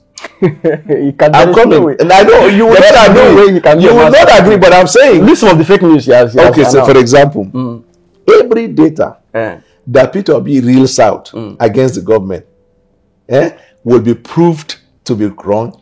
And Peter Obi will come to his Twitter and say, okay, there's a mistake in the data, but that the general information is the same. There is no Peter Obi's tweets that I've known so far that he came back and said there is a mistake in his data. So let me ask. He reels out the fact of the matter of. Are you an obedient? Me, I'm for everybody. No, you are not. You are obedient, and I'm happy to engage with obedient because through you, I will reach the largest population of the obedient. Let me tell you about Peter Obi. Peter Obi is a Nigerian citizen I personally respect because he is also concerned about Nigeria. That's why he's talking. But just because he's concerned about Nigeria does not mean everything he says, he's saying it from an unbiased point of view, because he has an interest. What is his interest? To be president. So if you have an interest to be president, the natural thing is, as an opposition, is to undermine the government and promote yourself. He's not undermining the government. He's undermining what he's doing is, how can I reel out fact? If they killed 200 people in Borno and I come out and tweet that 200 people were killed in Borno, that this insecurity is getting out of play, why is the presidency not doing anything about it? And if they kill somebody in Onitsha, then that day his tweets doesn't work. There's no if there's anything outside of the southeast, Peter Obi is the first to do town cry. Anything that happens in the southeast, people will come to his tweet and say, will they wait for you to talk? There are many of his tweets regarding Southeast that he has tweeted about. There are many. I am telling you, but let me come. What we are speaking are fact-based. Yes. You have always lied on conscience. I'm telling you facts that can be touched and verified. The reason why Peter Obi, whenever he says something and we're asked, we have to join issues to state the record straight. But personally, I want Peter Obi to run now. He ran in, first of all, after I left APC, the first person to call me was Obasanjo, President Obasanjo, to work for Peter Obi. So if Peter Obi didn't like me, they won't be the first. I was in London. And I declined because I didn't like certain things about the perception Israeli now. What, like? A lot of them. Fake news, I said it and I'm repeating it. Misinformation, disinformation. And then the most important one is national interest. His self-interest far outweighs the national interest. What do I mean by national interest? There are certain things that if the government does, that is for the good of Nigeria, even from the opposition side, look at around the world, acknowledge it at least. That is one. Number two, when something bad happened to the corporate image of Nigeria, people who have national interest, they protect their country. But in domestic policy, they criticize the government. He is happy to discredit Nigeria. And what he does, anytime he travels outside Nigeria, the first thing he does is to demarcate Nigeria. But there is no way such a man can repair. Your house cannot be on fire and you go out there and try to say your house is... so I'm happy you mentioned the house. It's not the right thing. He's saying the right thing. So I'm happy. The and the people could do I'm the right happy thing. you mentioned about house. Labour Party is his house. It has been on fire. Has he said anything in the outside like the way you talk about Nigerians?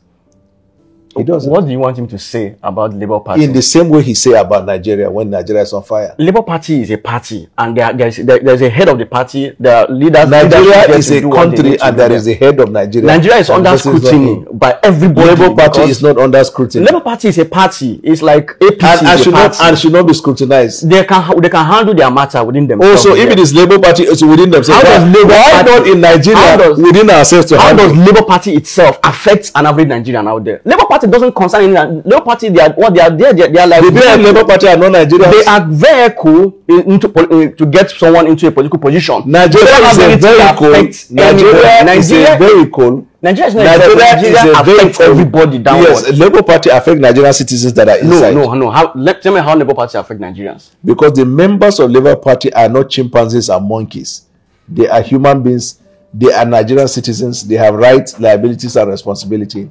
And two, decision of Labour Party affect the families of Labour Party members. Three, Labour Party owes the Nigeria as a nation a duty to be a formidable opposition. Instead of you to be looking at APC, you are looking at the Labour Party. This is the problem I'm talking about, that you guys are focused. It's not Labour Party that is only in existence. So there are many other political parties that are in existence. But why are you guys focused on Peter Obi and his party? So why? It's only Nigeria that is in existence in the world. There are problems in Bangladesh, Afghanistan, America. Not what's my business with Bangladesh so and Peter America. Obi does not talk about it, talk about Nigeria. What's their business with them? But then the Labour Party doesn't talk about Labour Party. It doesn't. Labour Party is a party. It doesn't have anything. There's nothing Labour Party did that affects me. I'll be ready to engage with you when you deconstruct your mind to look at things from the same prism. The whole essence, look at it. Let me tell you, the whole essence of it is that, yes. If a party, Labour Party is an entity in Nigeria. Yes. It's a registered political party. Like many other political parties. If Peter Obi is going to be political parties also. If Peter Obi is going to be president, yes. If it's going to be, it is only because Labour Party will give him platform. That is the importance of political party, no matter how small it is. Now he contested in Labour Party in 2023. Yes. He may not use the same platform. It's a platform. So that means if he become president and there's problem in Nigeria, he will now go and become president of Cote d'Ivoire. That one is different. Cote d'Ivoire is different. You're mentioning another country. We are talking about Nigeria. Why will it see? You see, no matter how you rigmarole, the point is to be made. One, if you are going to be a good leader, people look at it from your decision, from your perception, and from your example. Are you saying Peter Obi is not a good leader? So you're concluding. What you're doing is your mind is not prepared for conversation. Your mind is prepared to push an agenda. If you're asking me a question, I listen because I want to also have engagement. Your mind, you are not comfortable to receive the truth, so you fight the truth by saying something. I am saying that Peter Obi needs to do more to win the generality of Nigerians. In fact, when this project Peter Obi was started, it was started by Yorubas, if you don't know, from Obasanjo to Afenifere and the rest. The plane didn't even take off before the obedient converted it into an Igbo agenda. And that is the problem that Peter Obi had. He was asked to discountenance all of the things that the people were saying. He said he will not. That when people they're angry, you can't tell them what to do.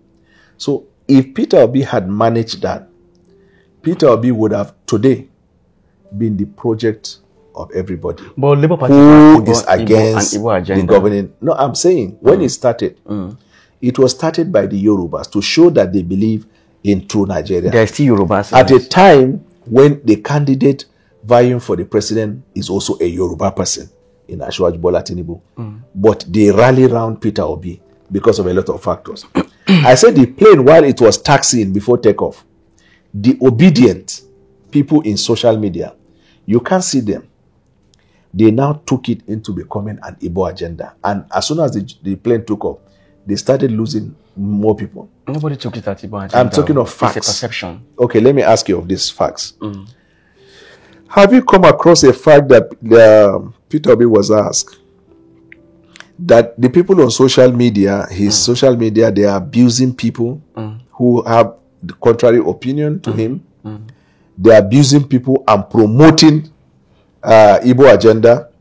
And when he was called upon to discountenance them, Peter Obi said that he doesn't know them, he doesn't control them, but that when a people are angry, you cannot control how they react. That is perfectly correct. If people are angry, do you control how they react? Moreover, you are saying that the obedient are the ones insulting. But I see that the APC people are the ones doing more of the insults. So when Peter Obi becomes president, yes, if he becomes president and Nigerian people are angry, Africa will catch fire. How? A leader must assume responsibility. That is one problem Peter Obi has. He does not accept responsibility. That's why a true Labour Party, when there was crisis, he will never come.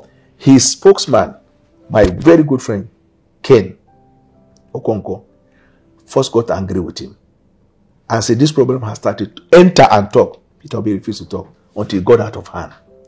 Peter Obi does not want to accept responsibility. He has said it over and over again that the people doing the insult and those things doesn't necessarily mean that they are Labour Party or they are obedient. Anybody could insult. So that is what made them become obedient? No, those ones that they say he should discountenance, they identify themselves as obedient. All he needed to do was, on that same social media platform, to do a press statement.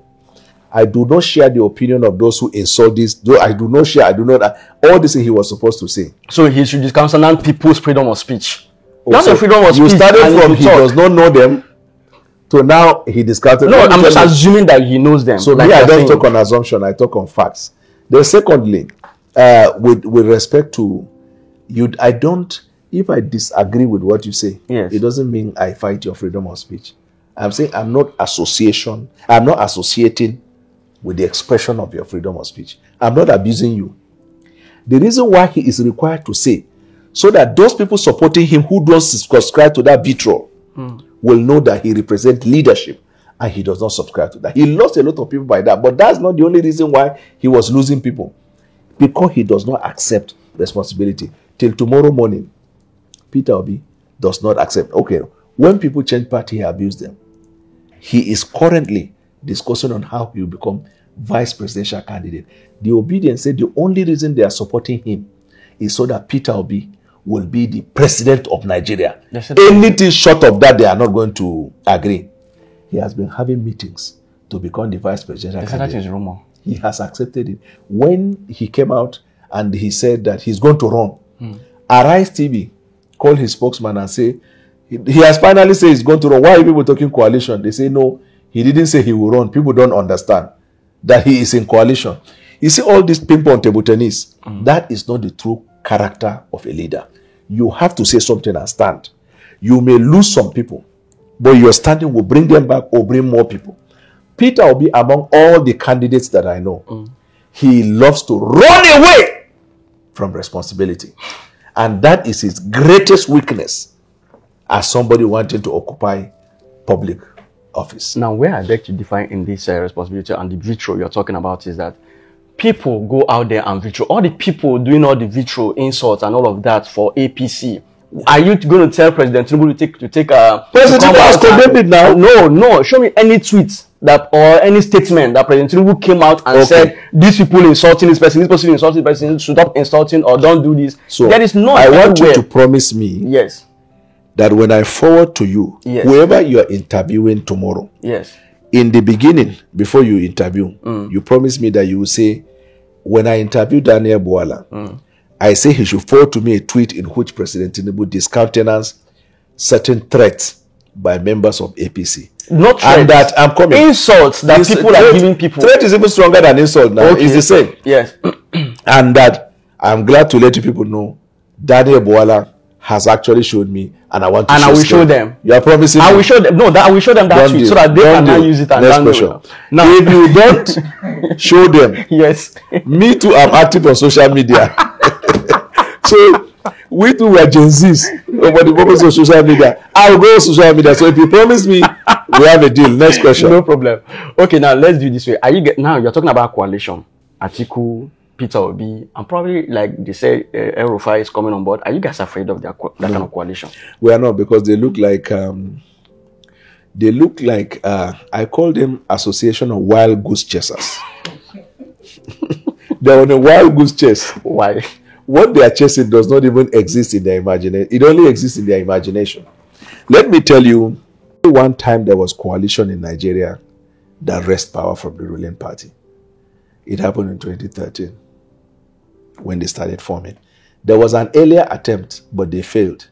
This time around, it worked. That brought about the party APC. It's a coalition of legacy parties. You know those legacy parties. The reason why they succeeded was, one, they had a common purpose.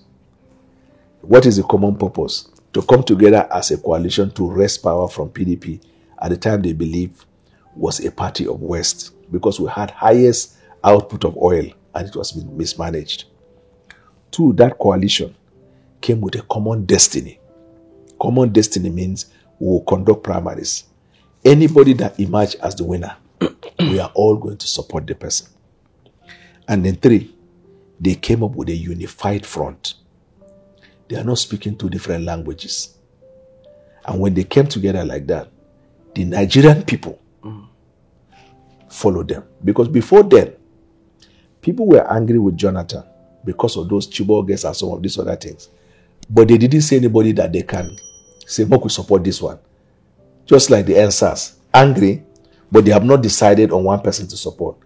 At that time, the anger, when they saw the purpose with which the coalition came together, they just went behind the coalition. And these people were able to wrest power from the ruling party. If you want to apply this principle to this current coalition, the facts are not the same. One, El Rufai wants to be president. Peter Obi wants to be president. Atiku wants to be president. Kwankwaso wants to be president. And then the other guy that was in SDP that ran for president, he too wants to be president. And after how many months, they have not resolved that question. Two, the parties of the legacy parties that came together at the time, they never had any crisis. There was a national chairman, national secretary, national leader, everything intact. They came together in that representation and struck a deal. The current one, Labour Party, is 3. APC is 2. Kwankwaso is 2. All of PDP, you see it. I say APC to PDP, what I mean. So they have different factions. And this faction, their problem didn't start when Asiwaju became president. Even before he became a candidate of the party, PDP had a problem. And after this long period, they have not resolved it. I'm giving you the distinction between those facts that I said we are not afraid of them. Then the third one, the ball players. They are not emerging men like people who emerge like a clap of thunder out of a blue sky. They are people we know. We have their facts, we know their history, and we know their participation. And we see them. And then last but not the least, they have not paid for the sins they committed for the Nigerian people. This five element is hitting them in their face. They don't look like they are organized enough to put a threat or fear to anybody, not only the president. That is the reason why we are not moved. And the Nigerian people seem to still have suspicion around them, because the obedient have still not resolved one question, that we will accept whatever comes out of coalition. They say only if Peter Obi is the candidate. PDP, the governors forum, somebody is interested to be president. There are some people that say Atiku should step down now, let younger people come. There are different, and none of them has come down, irrespective of the party problem that they have. If you go to Kwankwaso and the rest of them in that. So their problem is hybrid, hydra-headed, and it is orishirishiri. No political coalition will defeat a governing party, even if that governing party is weak in the present constitutional arrangement.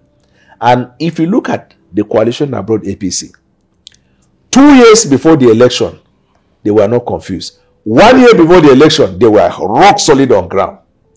Now, 2 years to election, all these parties with the antecedent problem that I mentioned, they don't look like they are resolving. That's why you are saying Peter Obi may not likely contest on the platform of Labour Party, because he's seeing that the Labour Party arrangement may be a problem for him.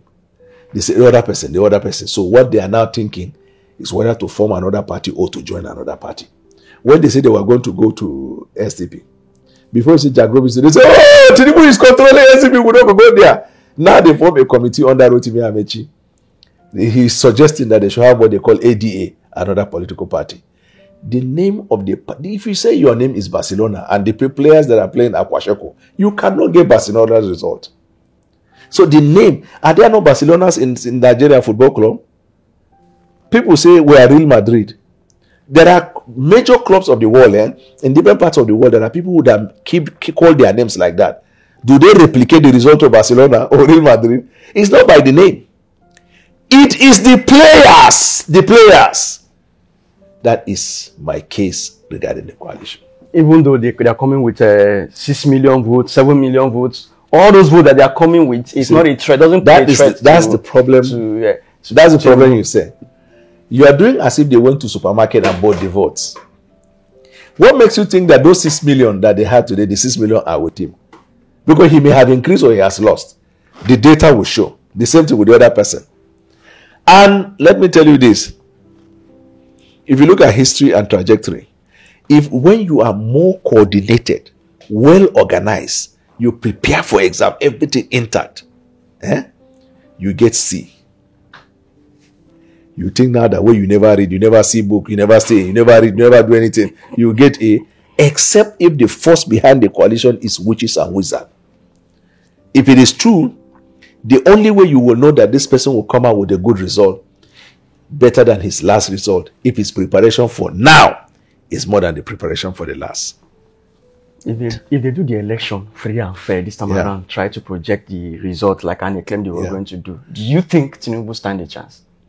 As of today that we're sitting, yes, he stands a chance to win. We don't know what is coming out tomorrow. Let's say we don't perform and Nigerians get angry. Maybe that may change. But this is even our worst moment when we have the best result. You can imagine when this reform will start trickling the more. We're going to have what they call, have you heard about what they call no contest? Not because we are arrogant or proud towards Nigeria, no. It's because we do not want to insult their sensibility, but Nigerians also are not satisfied with the way the opposition Tinubu will be bold enough to allow free and fair election this time around, ensuring that results are tracked down as INEC said they are going to happen. That is what I said now. Is that going to happen in 2027 election? It's going to happen in 2027. It's going to happen in 2027 election. Yes. What do you think is the problem with Wike? Why is he acting like the second president of Nigeria? I'm not aware he's acting like second president. There's only one president in Nigeria. I think he has some hold against Tinubu. What is that hold that he's first of all, I disagree that he has any hold against Tinubu. Wike is like a boy to President Tinubu. You don't know President Tinubu's people that he has raised in politics. He's holding Tinubu like this on a jugular, that if you do, it's like if I don't act as a president with you, you could lose some of the people that have strong hold with me. What you're saying is a discussion that normally takes place in social media that is controlled by obedience. How can you say you owe somebody that if you don't do something? Because I'm sure, look at Fubara. Yeah. What influence? This is the first time I'm seeing this kind of thing happening. That Tinubu will just sit down where he is and just remove a governor. Is that the right thing to do? When you say sit down where he is and remove a governor, it's also wrong premise. How did he do it? Now they have removed Fubara, who is on suspension. So how did it happen? Okay, you were out of Nigeria? Okay, I didn't know that you traveled though. I told you were in Nigeria because everything that happened was reported in the media. Which country of the world did you travel to? There's no internet in that country. There's no TV. Oh, you went on trance for that period and then came back. I'm sure your producers ought to bring those facts to you and prepare you. Did Tinubu do the right thing? That is one of this conversation. Tinubu not only did the right thing, he did the only thing he had to do, given the circumstance. So that they will have control of River State. No, the governor is coming back. The governor is for sure is coming back. But you can see stability in that state now. No threat of violence, no war, no anything. Everything is going smoothly. The governor was suspended for 6 months. Mm-hmm. After 6 months, he comes back.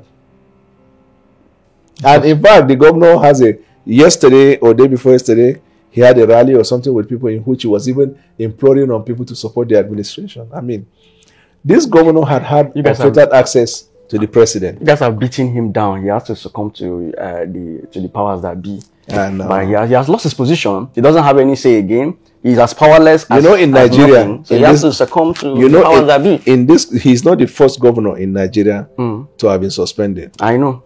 And the governors that were suspended in the past, they were criticizing the government till they came back. So what do you mean? God. It comes down to the same element. When leaders are not prepared to hold and accept responsibility, it is the same problem obedient people have to that Peter Obi has, where you can say, I'm wrong on this. Or you can say, we apologize, we'll correct this. It's still part of strength. A leader, one of your characteristics as a leader is you can accept that you're wrong. But when you can't accept, then you're saying you're God. You get what I'm saying? The president will be pleading with Nigerian people. Please give me time. I know it is harsh. I know what you're going through. I can understand the pain in families. We're working in this area, working in this area. This is leadership. I don't know what am I saying? The government of Nigeria is... Once he goes to America, once he lands in America like that, or he lands in England, the way he comes out to Murtala Mohammed Airport, he will say Nigeria will be better. Come on. Come on. Now, what is the problem with PDP as a party? What do you think was their biggest mistake that made them to lose that election in 2023? They were not coordinated till the election. They had the problem. You were with them. They had a problem of Wiki that was not resolved. 5 governors that were not resolved. Some leaders of the party that were not resolved. Some members of the party who had this sentiment that Buhari has done 8 years. Why should a northerner run? All those things put together when they went to the election. You were with them in that party and you were speaking for them. Why didn't you see all of this? Why didn't you raise it up with your leaders? I was not only talking to my leader at the time, I was also talking in the TV about this problem. Yes. If you have watched my program. Yes. Even after the election, I was also calling them out on the same. I wasn't hiding anything. Do you think Atiku was the downfall of the party? Caused the downfall of that PDP party? I don't know. I don't know what... I just know that lack of organization. So I don't know if it was caused by Atiku or anybody. Why should he come out for the election when he knows there is a turn of the South? It's a fact that only him can answer.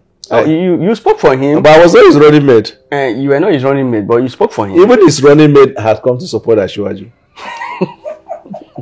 And we're hoping that himself too will support Asiwaju at some point. How would Atiku? There is no way Atiku can support Asiwaju. So if I tell you that Peter Obi, before 2027, will support President Bola Tinubu, will you argue it? It's impossible. What formed that decision? Or that? Because the Peter Obi I've known. So you know him. Now we know you're obedient. Go! Ladies and gentlemen, he has officially admitted he knows Peter Obi. He said the person I have known. No, what I mean by what the Peter Obi I've known is that the Peter Obi that I've seen online and everything. But you know that I've known and I've seen they are different, right? Yes, I've known you. Accept responsibility. Like you, I know you. I mean, accept responsibility. We talked about a while ago. No, today night is the first time I'm seeing you, and we are meeting and we're discussing. But I've known you because I can speak about all the things I've been seeing you do online. I've watched your clips over and over again. Oh, I can say I know Daniel Bwala based on that context. That is the same context I know. What is your Twitter handle? It's the same name, Salah Meditate. Right. I will go through. If I see obedient threats,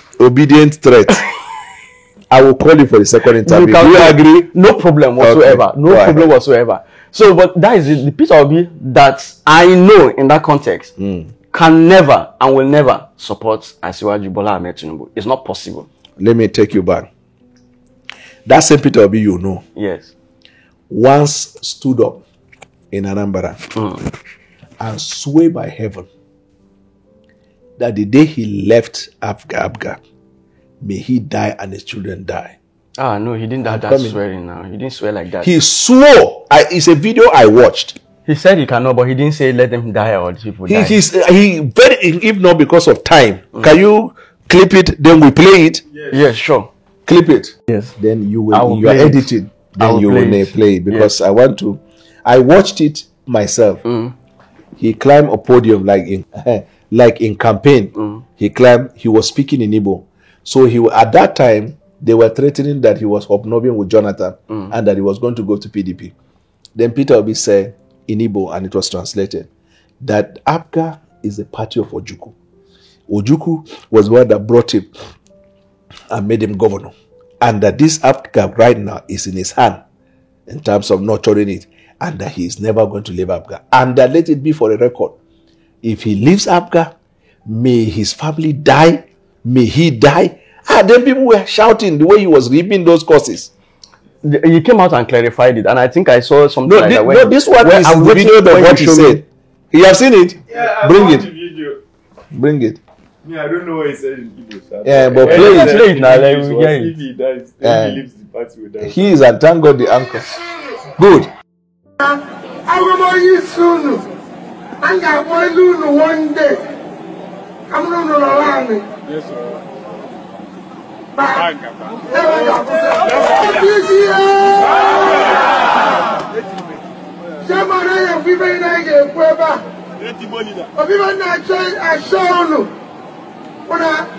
In the year 2000, my chairman said 2002, I said I will stay on, I will not leave. Get that? I'm not that I will not leave. He will die without. I said I will stay on, I will not leave. Get that? I'm not that I will not leave. He will die without. You see some more.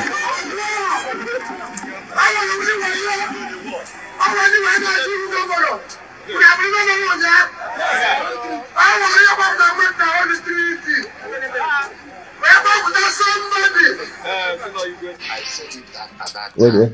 Don't joke. And I still repeat it. Yeah, that's exactly what he said. But that's not what he said there. He said what he said was that he's not going to leave the APGA party. But he didn't say he said he will leave his children. He didn't do that. Let me help Peter Obi in saying that he didn't need to make that swearing, because political party is not religion, like I told you when we started.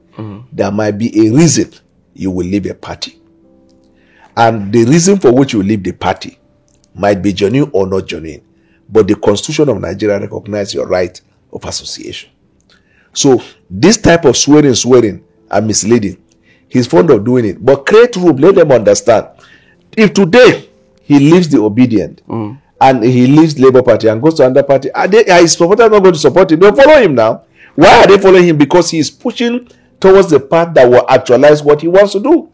That is politics. You cannot now, because he has left that place to a new party, now say he doesn't have principle, he doesn't have character, he's double-faced, and all these kinds. You will see that when that thing happens, the obedient will still not know this fact that we're talking in terms of politics, they will find a way of changing the language.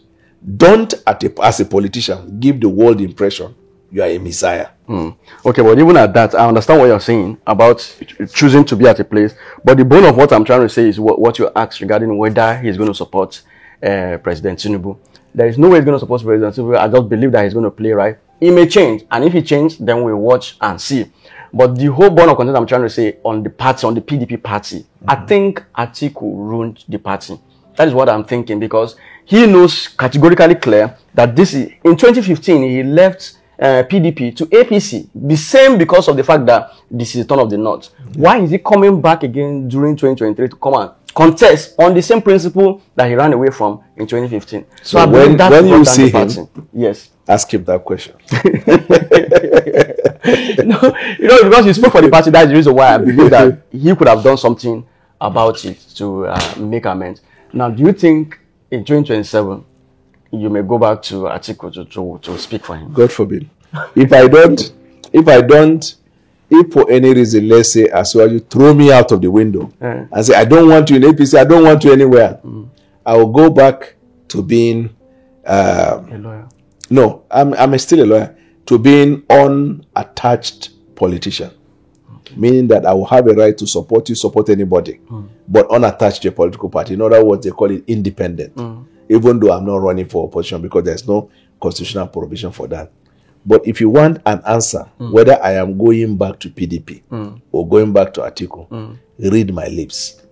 No. You clearly said that in the future anything could change. That in politics there is no that kind of talk. Because as long as President Tinubu is the president, I believe he stands the better chance of redirecting Nigeria. I will not support somebody that will block his second term. If I fight with him tomorrow and I'll be on my own, I'll just be a Lone Ranger fighting him, but not supporting anybody against him. No. And this man said worse things. Was that his name again? That man that later joined you guys in APC. No, not really. No. That other man, what's that his name? That later joined? That later joined. Is he a media person? No, he's also a politician. Vice presidential candidate? No, he likes speaking with two sides of his mouth. Who? What's that his name again? I don't know why it skipped my mind. But let's continue. FFK, God bless you. Femi Fani-Kayode. He spoke worse things than saying, I will subscribe. Never do this, you will never. I will subscribe to whatever form the decision of somebody, because everybody has his own reason. The Peter Obi we talked a while ago, he's already negotiating to go to another party. When he finally leaves, there are people that will say, why should I believe in? After all, he said, let him die when he was with Abga. And then he left and came to PDP. And in PDP, he left and went to Labour. And in Labour, he's going to the coalition. Peter Obi is not different from every politician that move for the aspiration of their objective. It is we who are saying, stop making politicians like messiahs. Political association is attached with freedom. How can we build strong unity in this country? Because the way it is now, it has been polarized. As in, the disunity is too much. Yeah. Igbo fighting Yoruba, Muslim fighting Christian. As in, disunity is ridiculous. I hold the view that the 2023 election contributed. Before now, we might have a lot of candidates running for presidential position, but it has always been North versus South. And then there used to be this understanding that power is zoned to the South. So anybody who is coming from anywhere running, I give you an example. In 1998 to 99 election, the G20, they called themselves that time, made a decision that it was the military that were, the northern guys who were in the military, power should go to the South. They all agreed to produce candidates from the South. Alex Ekweme ran. Obasanjo defeated him, right? If you go to that play, Olufalaye got it. And that is how those guys that produce Northern, and nobody looked at their end. Nigeria had this unanimous belief that the Northern military oligarchs have been in government. This thing should go to the South. So when we went to election, even the Southwest produced Olufalaye. But it was the Northern people that overwhelmingly voted President Obasanjo. So when 2003 came, that sentiment is still there. They need to have 8 years. But there are other Northerners that came out. Nobody bought their market. By the time it came to 2007, there was the general belief that it should come to the North. Other parties produced Southern candidates, but Nigerians overwhelmingly went the Northern direction. So we used to have that movement. It was disjointed at the time when Yar'Adua, who came, he didn't complete the first term. Initially, they were telling Jonathan, allow a Northerner to complete the term. He said, no, it's his constitutional right. So it got distorted from then. And now, people no longer subscribe to this idea that if power is agreed to go to the South, let all political parties produce. Because I remember one of the arguments then Atiku was giving was that if you throw it open, I will run. And if you are going to zone it to the South, take it to the Southeast because they are the ones that have not produced president. And that time they say Wike too wanted. So, and if you throw it to the Southeast, you won't get. So Wike influenced that they should take it open. And that was why he contested. But in the build-up to the election, even people in PDP and other parties were saying you should go to the South. So people were looking at Asiwaju, Peter Obi, Southerners generally. This sentiment has not died down because the South has done 2 years. By 2027, the South would have done 4 years. That means there is one more term. So any candidate that will appease the masses for presidency has to be a Southern person. And Peter Obi knows that. That's why he's not backing down at the beginning. Because he knows at that time, he might still be a candidate of choice. But now with the new talks that they're having that he's agreeing to be vice presidential candidate, then definitely somebody wants to cheat another person. He either wants to cheat the obedience or the obedient wants to cheat him. But in this case, it is him that wants to cheat them. So this is where, so in 2023, to answer directly the question, for the first time in Nigeria, we had 3 major candidates from the 3 major tribes. So it became a tribal war. And after 2023 election, we have not been able to come together. The politics is still played around these 3 places. Do you know what that happened? That happened because it's looking, or it seems like people of the Southeast are being cheated in this affair of the governance.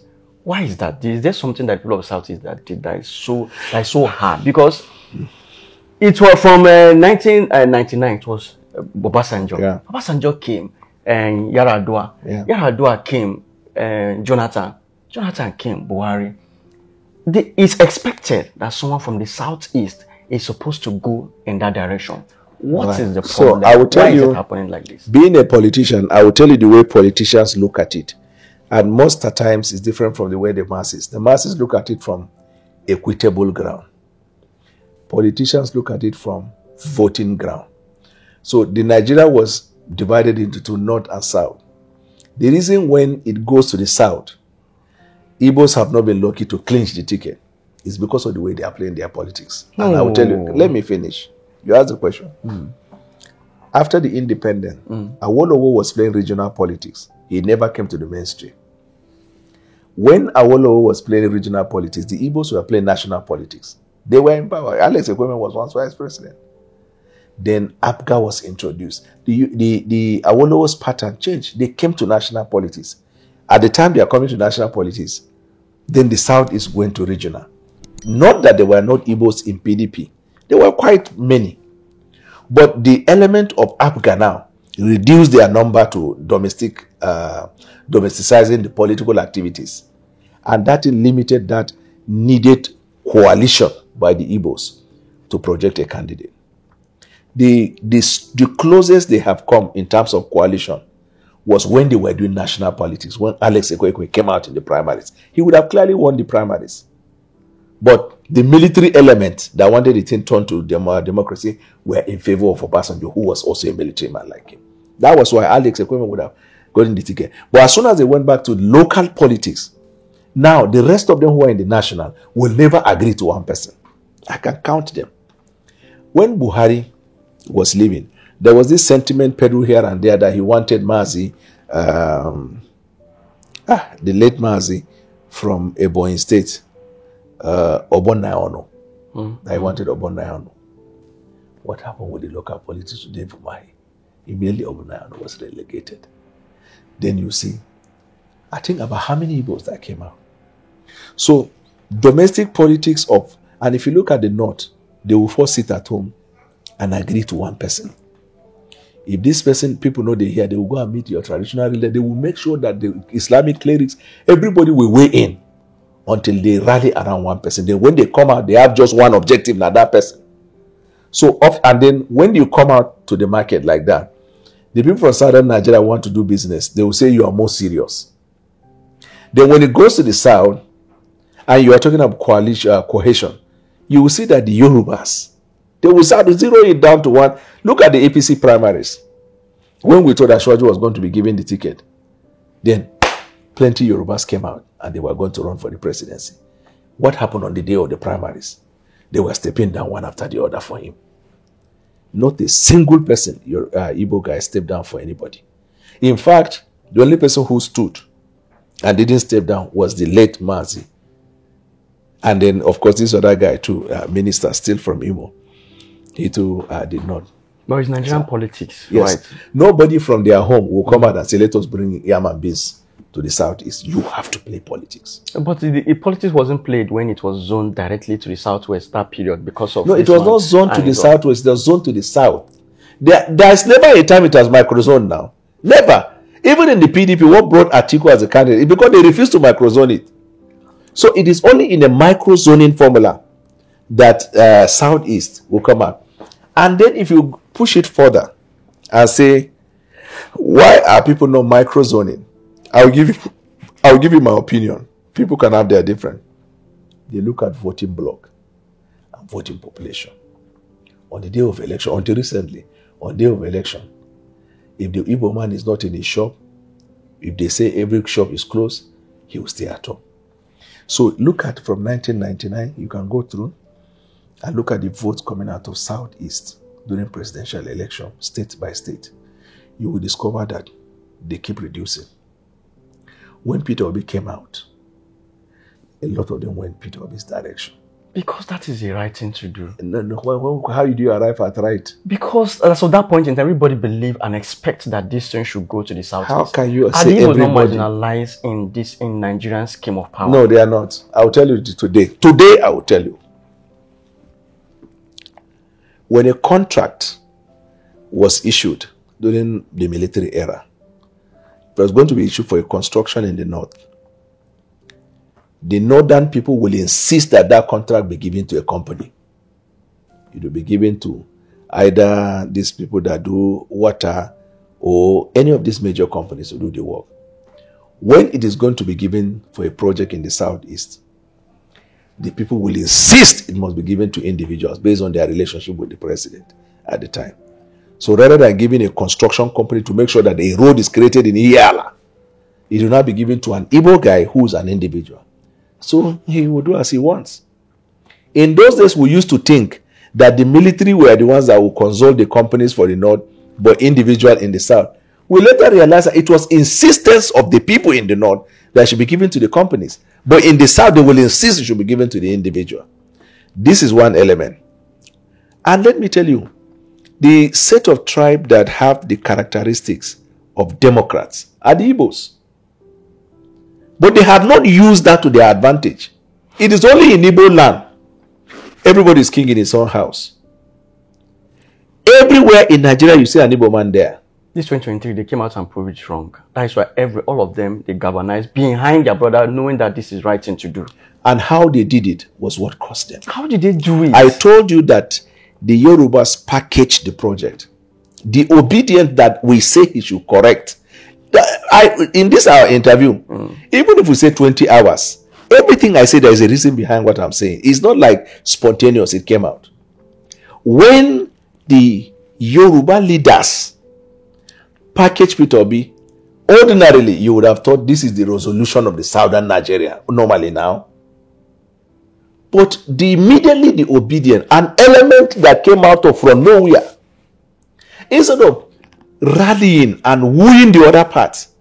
And I have reason to believe that most of them doing this were not even those ones that are in Nigeria. You know, those ones that are abroad. They already don't have anything to lose. They have a good life for themselves, free internet and the rest. What did the and they don't know wrong? the packet. Yeah? What did the obedient do wrong? What are they doing wrong? So what they are doing wrong is that they demonize, vilify anybody who has any opinion contrary. It doesn't even have to be insulted. The fact that you are not subscribing to what they say, They will trace you to your house. We Based know on your home facts. address. Nobody is tracing anybody to anybody's Let house. us end this interview. You are not watching social No, but media. I've seen social media now. I've No, not seen no, anybody no. that said they trace you to your house. We know your home address. Yes. Let me tell you, it's more than 100,000 around that time. It's not guessing. Then that's one. Two, individual. Pastor Oyemade, you are now bringing me down to call names. Pastor Oyemade, Poju Oyemade, was one that provided the platform that made Peter popular in that his yearly program.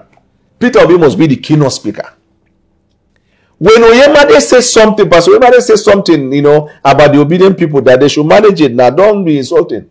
They descended on him, and that's how he went to the cooler. When who again says something like that, and Peter Obi wanted to say, they say, hey, concentrate on just running for election. Allow us to be doing what we're doing. Just from that time, he now said that when people are angry, just leave them. The Oyedepos, the Adeboyes, all the pastors that supported Peter Obi, which extraction are they from Southwest? Do you know that the proportionate number of high-level people that supported Peter Obi, How do you there know are that more you're Yorubas than Igbos? And there's no Oyedepo or Adeboye that came out and support Peter Obi. Okay. How did you Have you listened to the video where I say, Daddy, yes, Daddy, talk to my Daddy is talking to a pastor, and he's, Did you hear what the yes, pastor that- was saying in that What is he conversation? saying? He was just telling, he was blessing him and telling him yes. He's No, regarding speaking to people about voting for you, you didn't hear that? He just said, what did he say? Ah. He said that audio. Audio I good. listened to that. Let us get that part yes, two. daddy. Let's get part two of this interview. We don't go around with this one. Yes, that. No, I listened to that. Yes, daddy. Let me tell you, Oyedepo even risked his own name and reputation for Peter Obi. And there are plenty of them. Obasanjo, I told you Obasanjo was the former president of Nigeria. First time in my life. And after that, he never called me again. He called me, I was in London. I picked the phone. I know the ambassador whose number was. When my ambassador called me, I called his name. He said, hold on for Daddy. Then he gave it to him. That day, Peter Obi was there. In Hilton, he was there. His vice presidential candidate was there. As soon as we, how are you? I said, I'm fine, sir. He said, I'm building a house. I want you to be a part of what we're building the house. I said, I don't know who I'm speaking with. He said, General Olusegun Obasanjo. I said, sorry, Daddy, I didn't know. He said, so what? Are we building the house?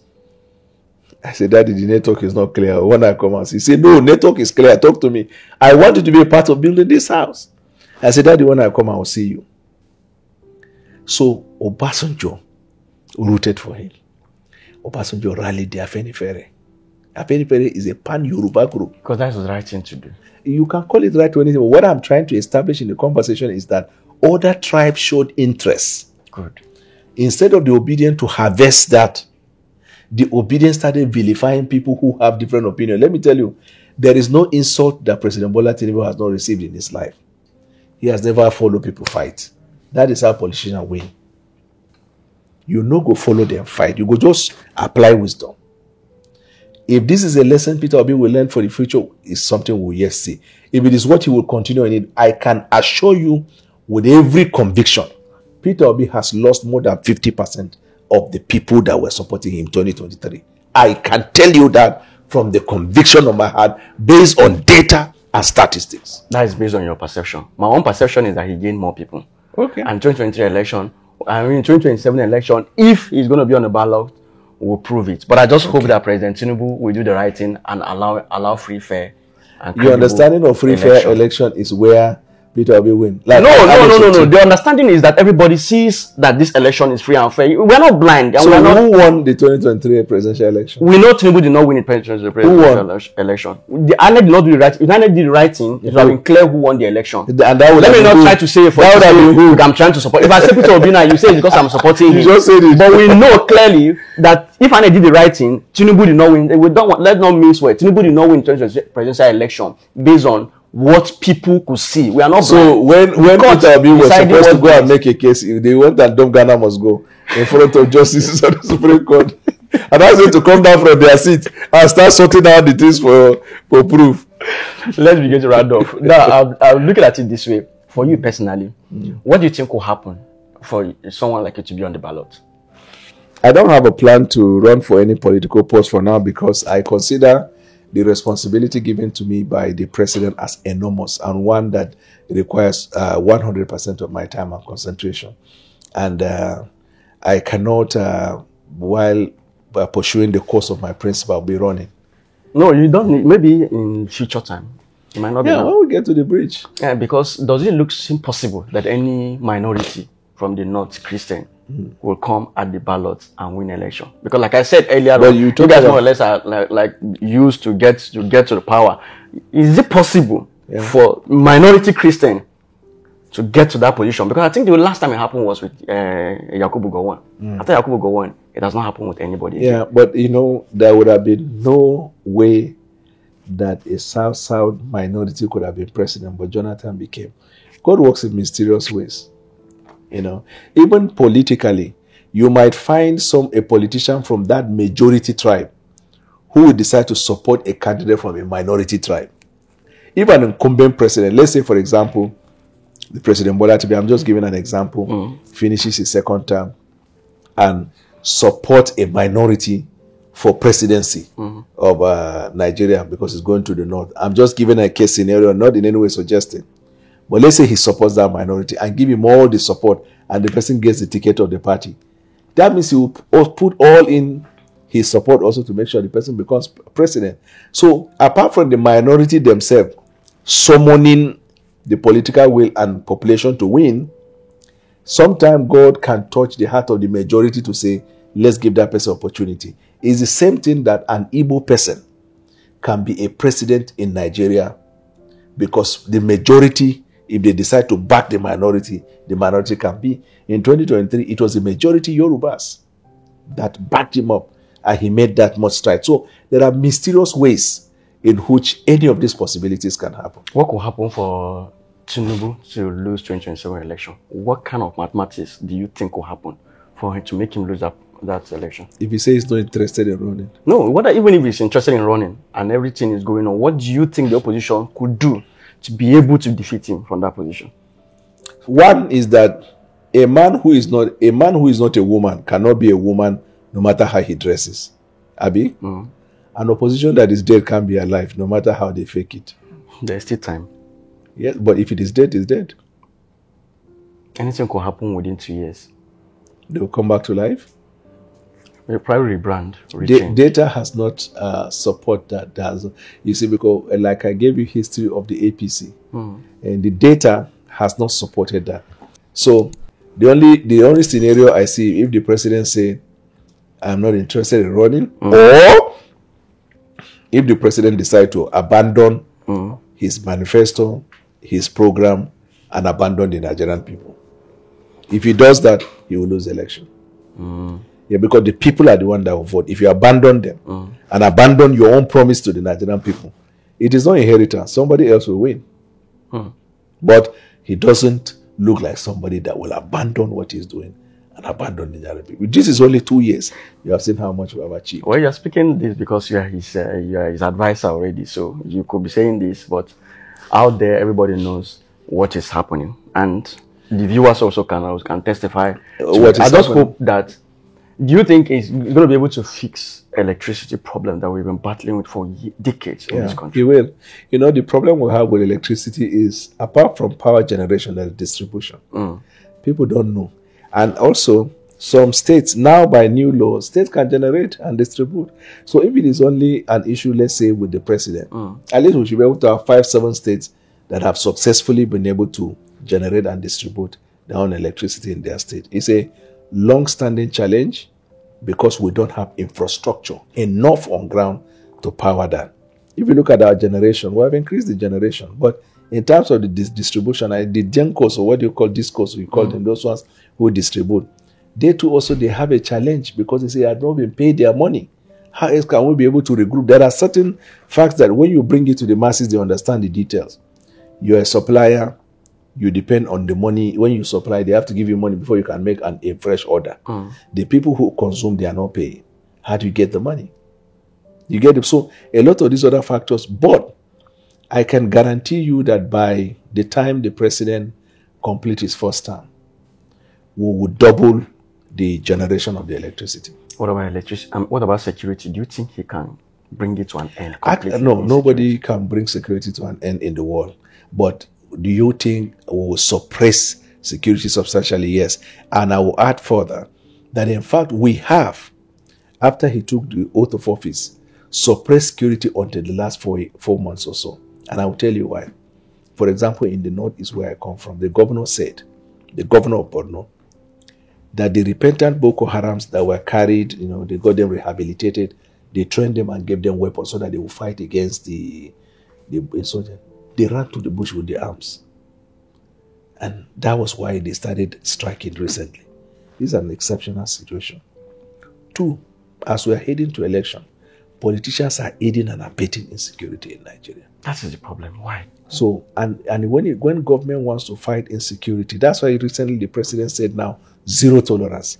Because sometimes you try to also apply wisdom.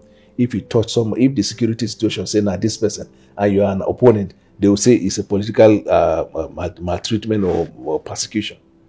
So the dynamics of this insecurity, otherwise before the last 4-5 months, we were okay generally, except in Katsina, Zamfara, there is strike and go.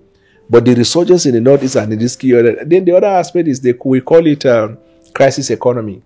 Now, before people commit crime because of ideology, now people commit crime as a business. So it increases. They will catch Boko Haram and it's a Christian. They will catch bandit. He's the secretary of a church. That is, I say about the kidnapper. He asked that he be kidnapped so that the church will pay ransom. So it has become a crisis economy that people go into it. And once you get into that situation, what government needs to do is collaboration at all levels, but invested in intelligence and surveillance.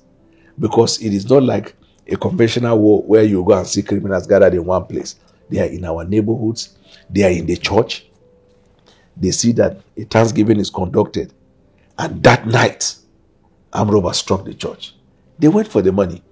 But they gathered the intelligence in the church. They are in homes. Somebody came from abroad to see his family. Before he goes, they grab him, bring the dollars. They are not far from family. So when it increases that dynamics, you need intelligence. Who are people benefiting from this insecurity? Those people who are funding it. So for example, if you say, let's say in the northwestern Nigeria, because of natural resources, gold, diamond, all those things, definitely apart from the people doing it, there must be people funding them. I give you an example of the farmers and herders. Before everybody say Fulani, Fulani, Fulani, there is no tribe that is not doing cattle rearing. Heavy businessmen, Igbos, Hausas. Even my tribe in those days, my father once had his own cattle where they used to carry the cattle. You have your own. It was a thriving business. Do you think that if there is a crisis, those people who are behind will not be the ones financing these individuals? So, in terms of, you say, what is likely to be the problem? My thinking is, you need intelligence, but you need zero tolerance. Because if I have zero tolerance towards you, but they bring me information about this person because it's my tribe, I don't act, it becomes a problem. But once we say what is wrong, president anywhere he travels in Nigeria, he tells the army, zero tolerance now. We don't want to hear any, because for every time you play diplomacy, there are innocent lives that die and lost their property. So we need zero tolerance. We also need the media to report exactly as it is. Exactly, but that is the problem. But they are holding on to media not to report exactly the situation that is happening. They said, Abacha once said that if insecurity lasts 24 hours, means the government is involved. I think there are people in the government, apart from the people that maybe we are thinking that are sponsoring it, there are people within Tinubu's cabinet that are sponsoring insecurity. No, they can't, because if there is insecurity, their own principle is demarcated. And whatever they are benefiting because it's there, they lose the value. They are making money from it. People are making money with the insecurity. So how does that? They don't care about. Except if you give me, I get your point. Yes. Except if you give me the particulars of crime. You get the point. The particulars of crime that somebody in government can be doing. I don't believe in the president's government there are people that are doing insecurity to benefit. There are many things to benefit other than insecurity. The president is a private sector person. What he's doing is creating enabling environment for business to thrive. Or if you know the president or you're close to the president, all you need to do is, if you're a businessman, to look out for the opportunities that the policy brings and go into it and you succeed.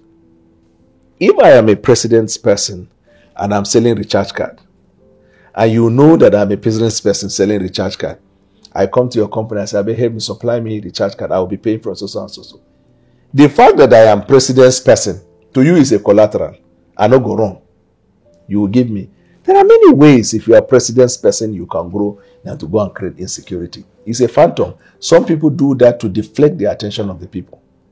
But I don't believe in that. Don't you think restructuring the country will be better? We're already restructuring. How?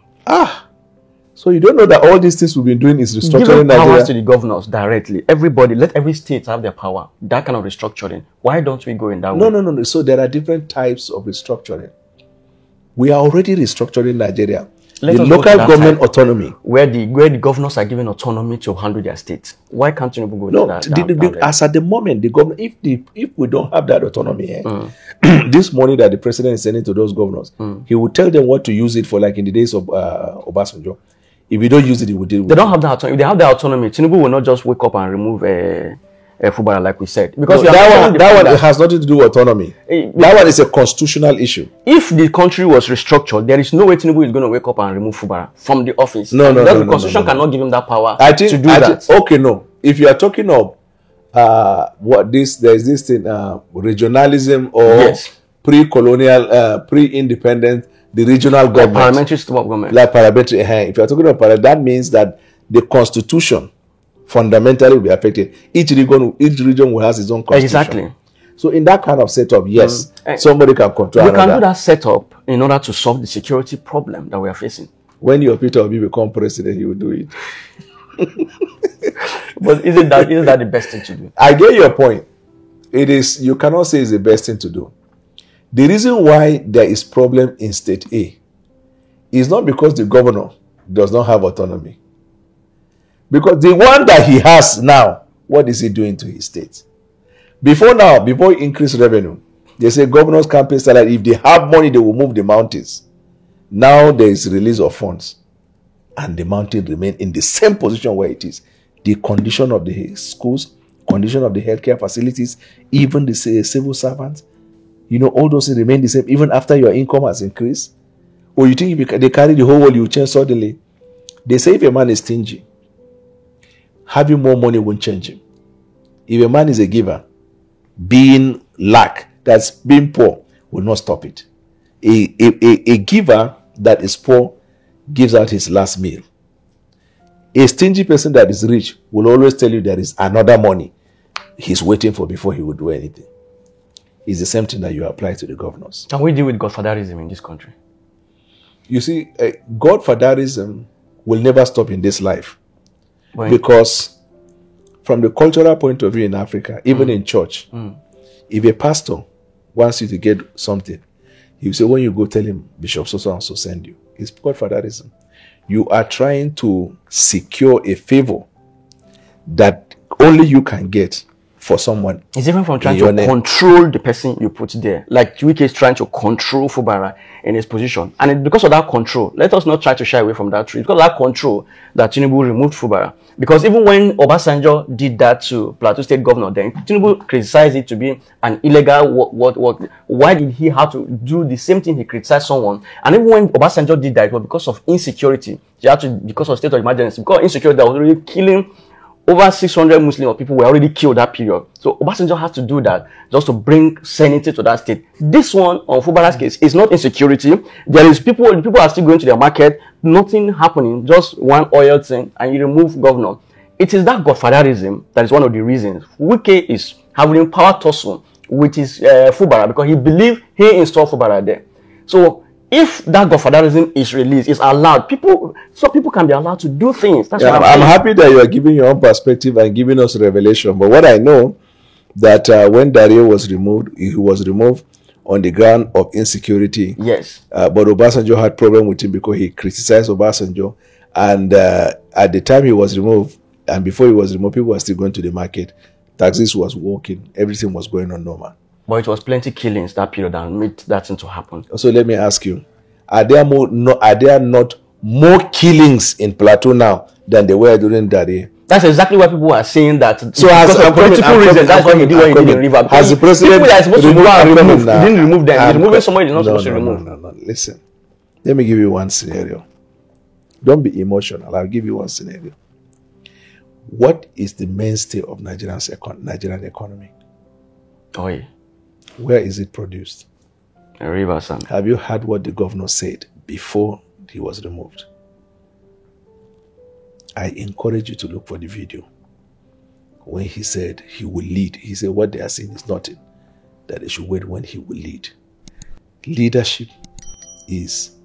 And then a day before this incident, was there a bomb blast or no? There was.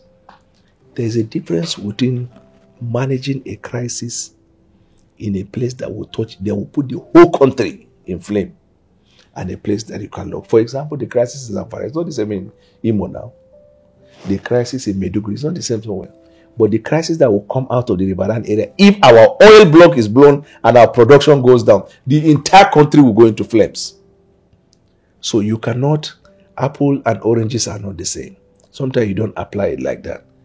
I know the president. And I know that the president, in his speech, he said he has waited for the governor to request for him to declare state of emergency and help. But the president didn't, and the governor did not. Then hear the opinion of the attorney general, right? There will never be a moment in Nigeria where you take a decision. People will not bring politics into it. But those who, when the emotions are calm and you're prepared to look at the facts, will open the facts and let you see. Then the man in question who was removed, he is very confident he knows he's coming back. The structures are put in place and he will come back. President Bola Tinubu is a Democrat. Have you seen any day in which from the speech he started antagonizing the people he's fighting, that the people are fighting him? He rather even believe in winning you than fighting you. And that's why everywhere people are joining him. And that politics, if you don't know how to play that politics in Nigeria, because we are wise now, you can never threaten anybody. The minute you try threatening, you create more monsters that will oppose you. It's in nature of human being. But you can win people. If you sit here and I see that, okay, you want to become a senator. I want to become a president. Is there any way I will support you, you support me, and you become senator, I become president? Is it not better than I say, okay, let me send people to go and kill you? That's committing crime. Or let me frustrate you. Politics is 90% strategy, 10% who you are. People defeat a professor in election in a state where the minimum requirement educationally is master's degree. You know, see them before? Because a lot is involved in politics. In fact, in politics, people who are down to earth tend to win more than people who are like this.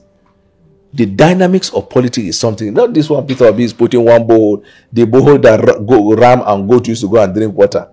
You know, I will never stop bringing Peter Obi in the matter because when we started this interview, I never mentioned Peter Obi once. He's you guys' nightmare. That's the problem. Because he's your nightmare. He's you guys. He's APT's nightmare. He will go and then put a borehole where a goat and ram. He said, and he is even putting on social media, I'm happy to commission a borehole.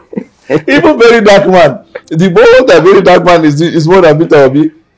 So when he become president, that's how all over Nigeria will become goat and come on, Peter Obi is like an ordinary citizen like everybody. You guys are looking at him like one presidential material. When you see him, I mean, like the president already. He's an ordinary citizen just like me. Okay, you already have position in that part. He's not ordinary citizen like every other person. He's not ordinary. He's doing his thing with personal money. He's a leader of a movement. Movement? He's a leader of a movement, and you must give him that credit. Of Nigeria. You must give Peter Obi the credit that there was never a third force in Nigerian history, and he gladly brought third force to contest. It will go down forever as a credit to Peter Obi.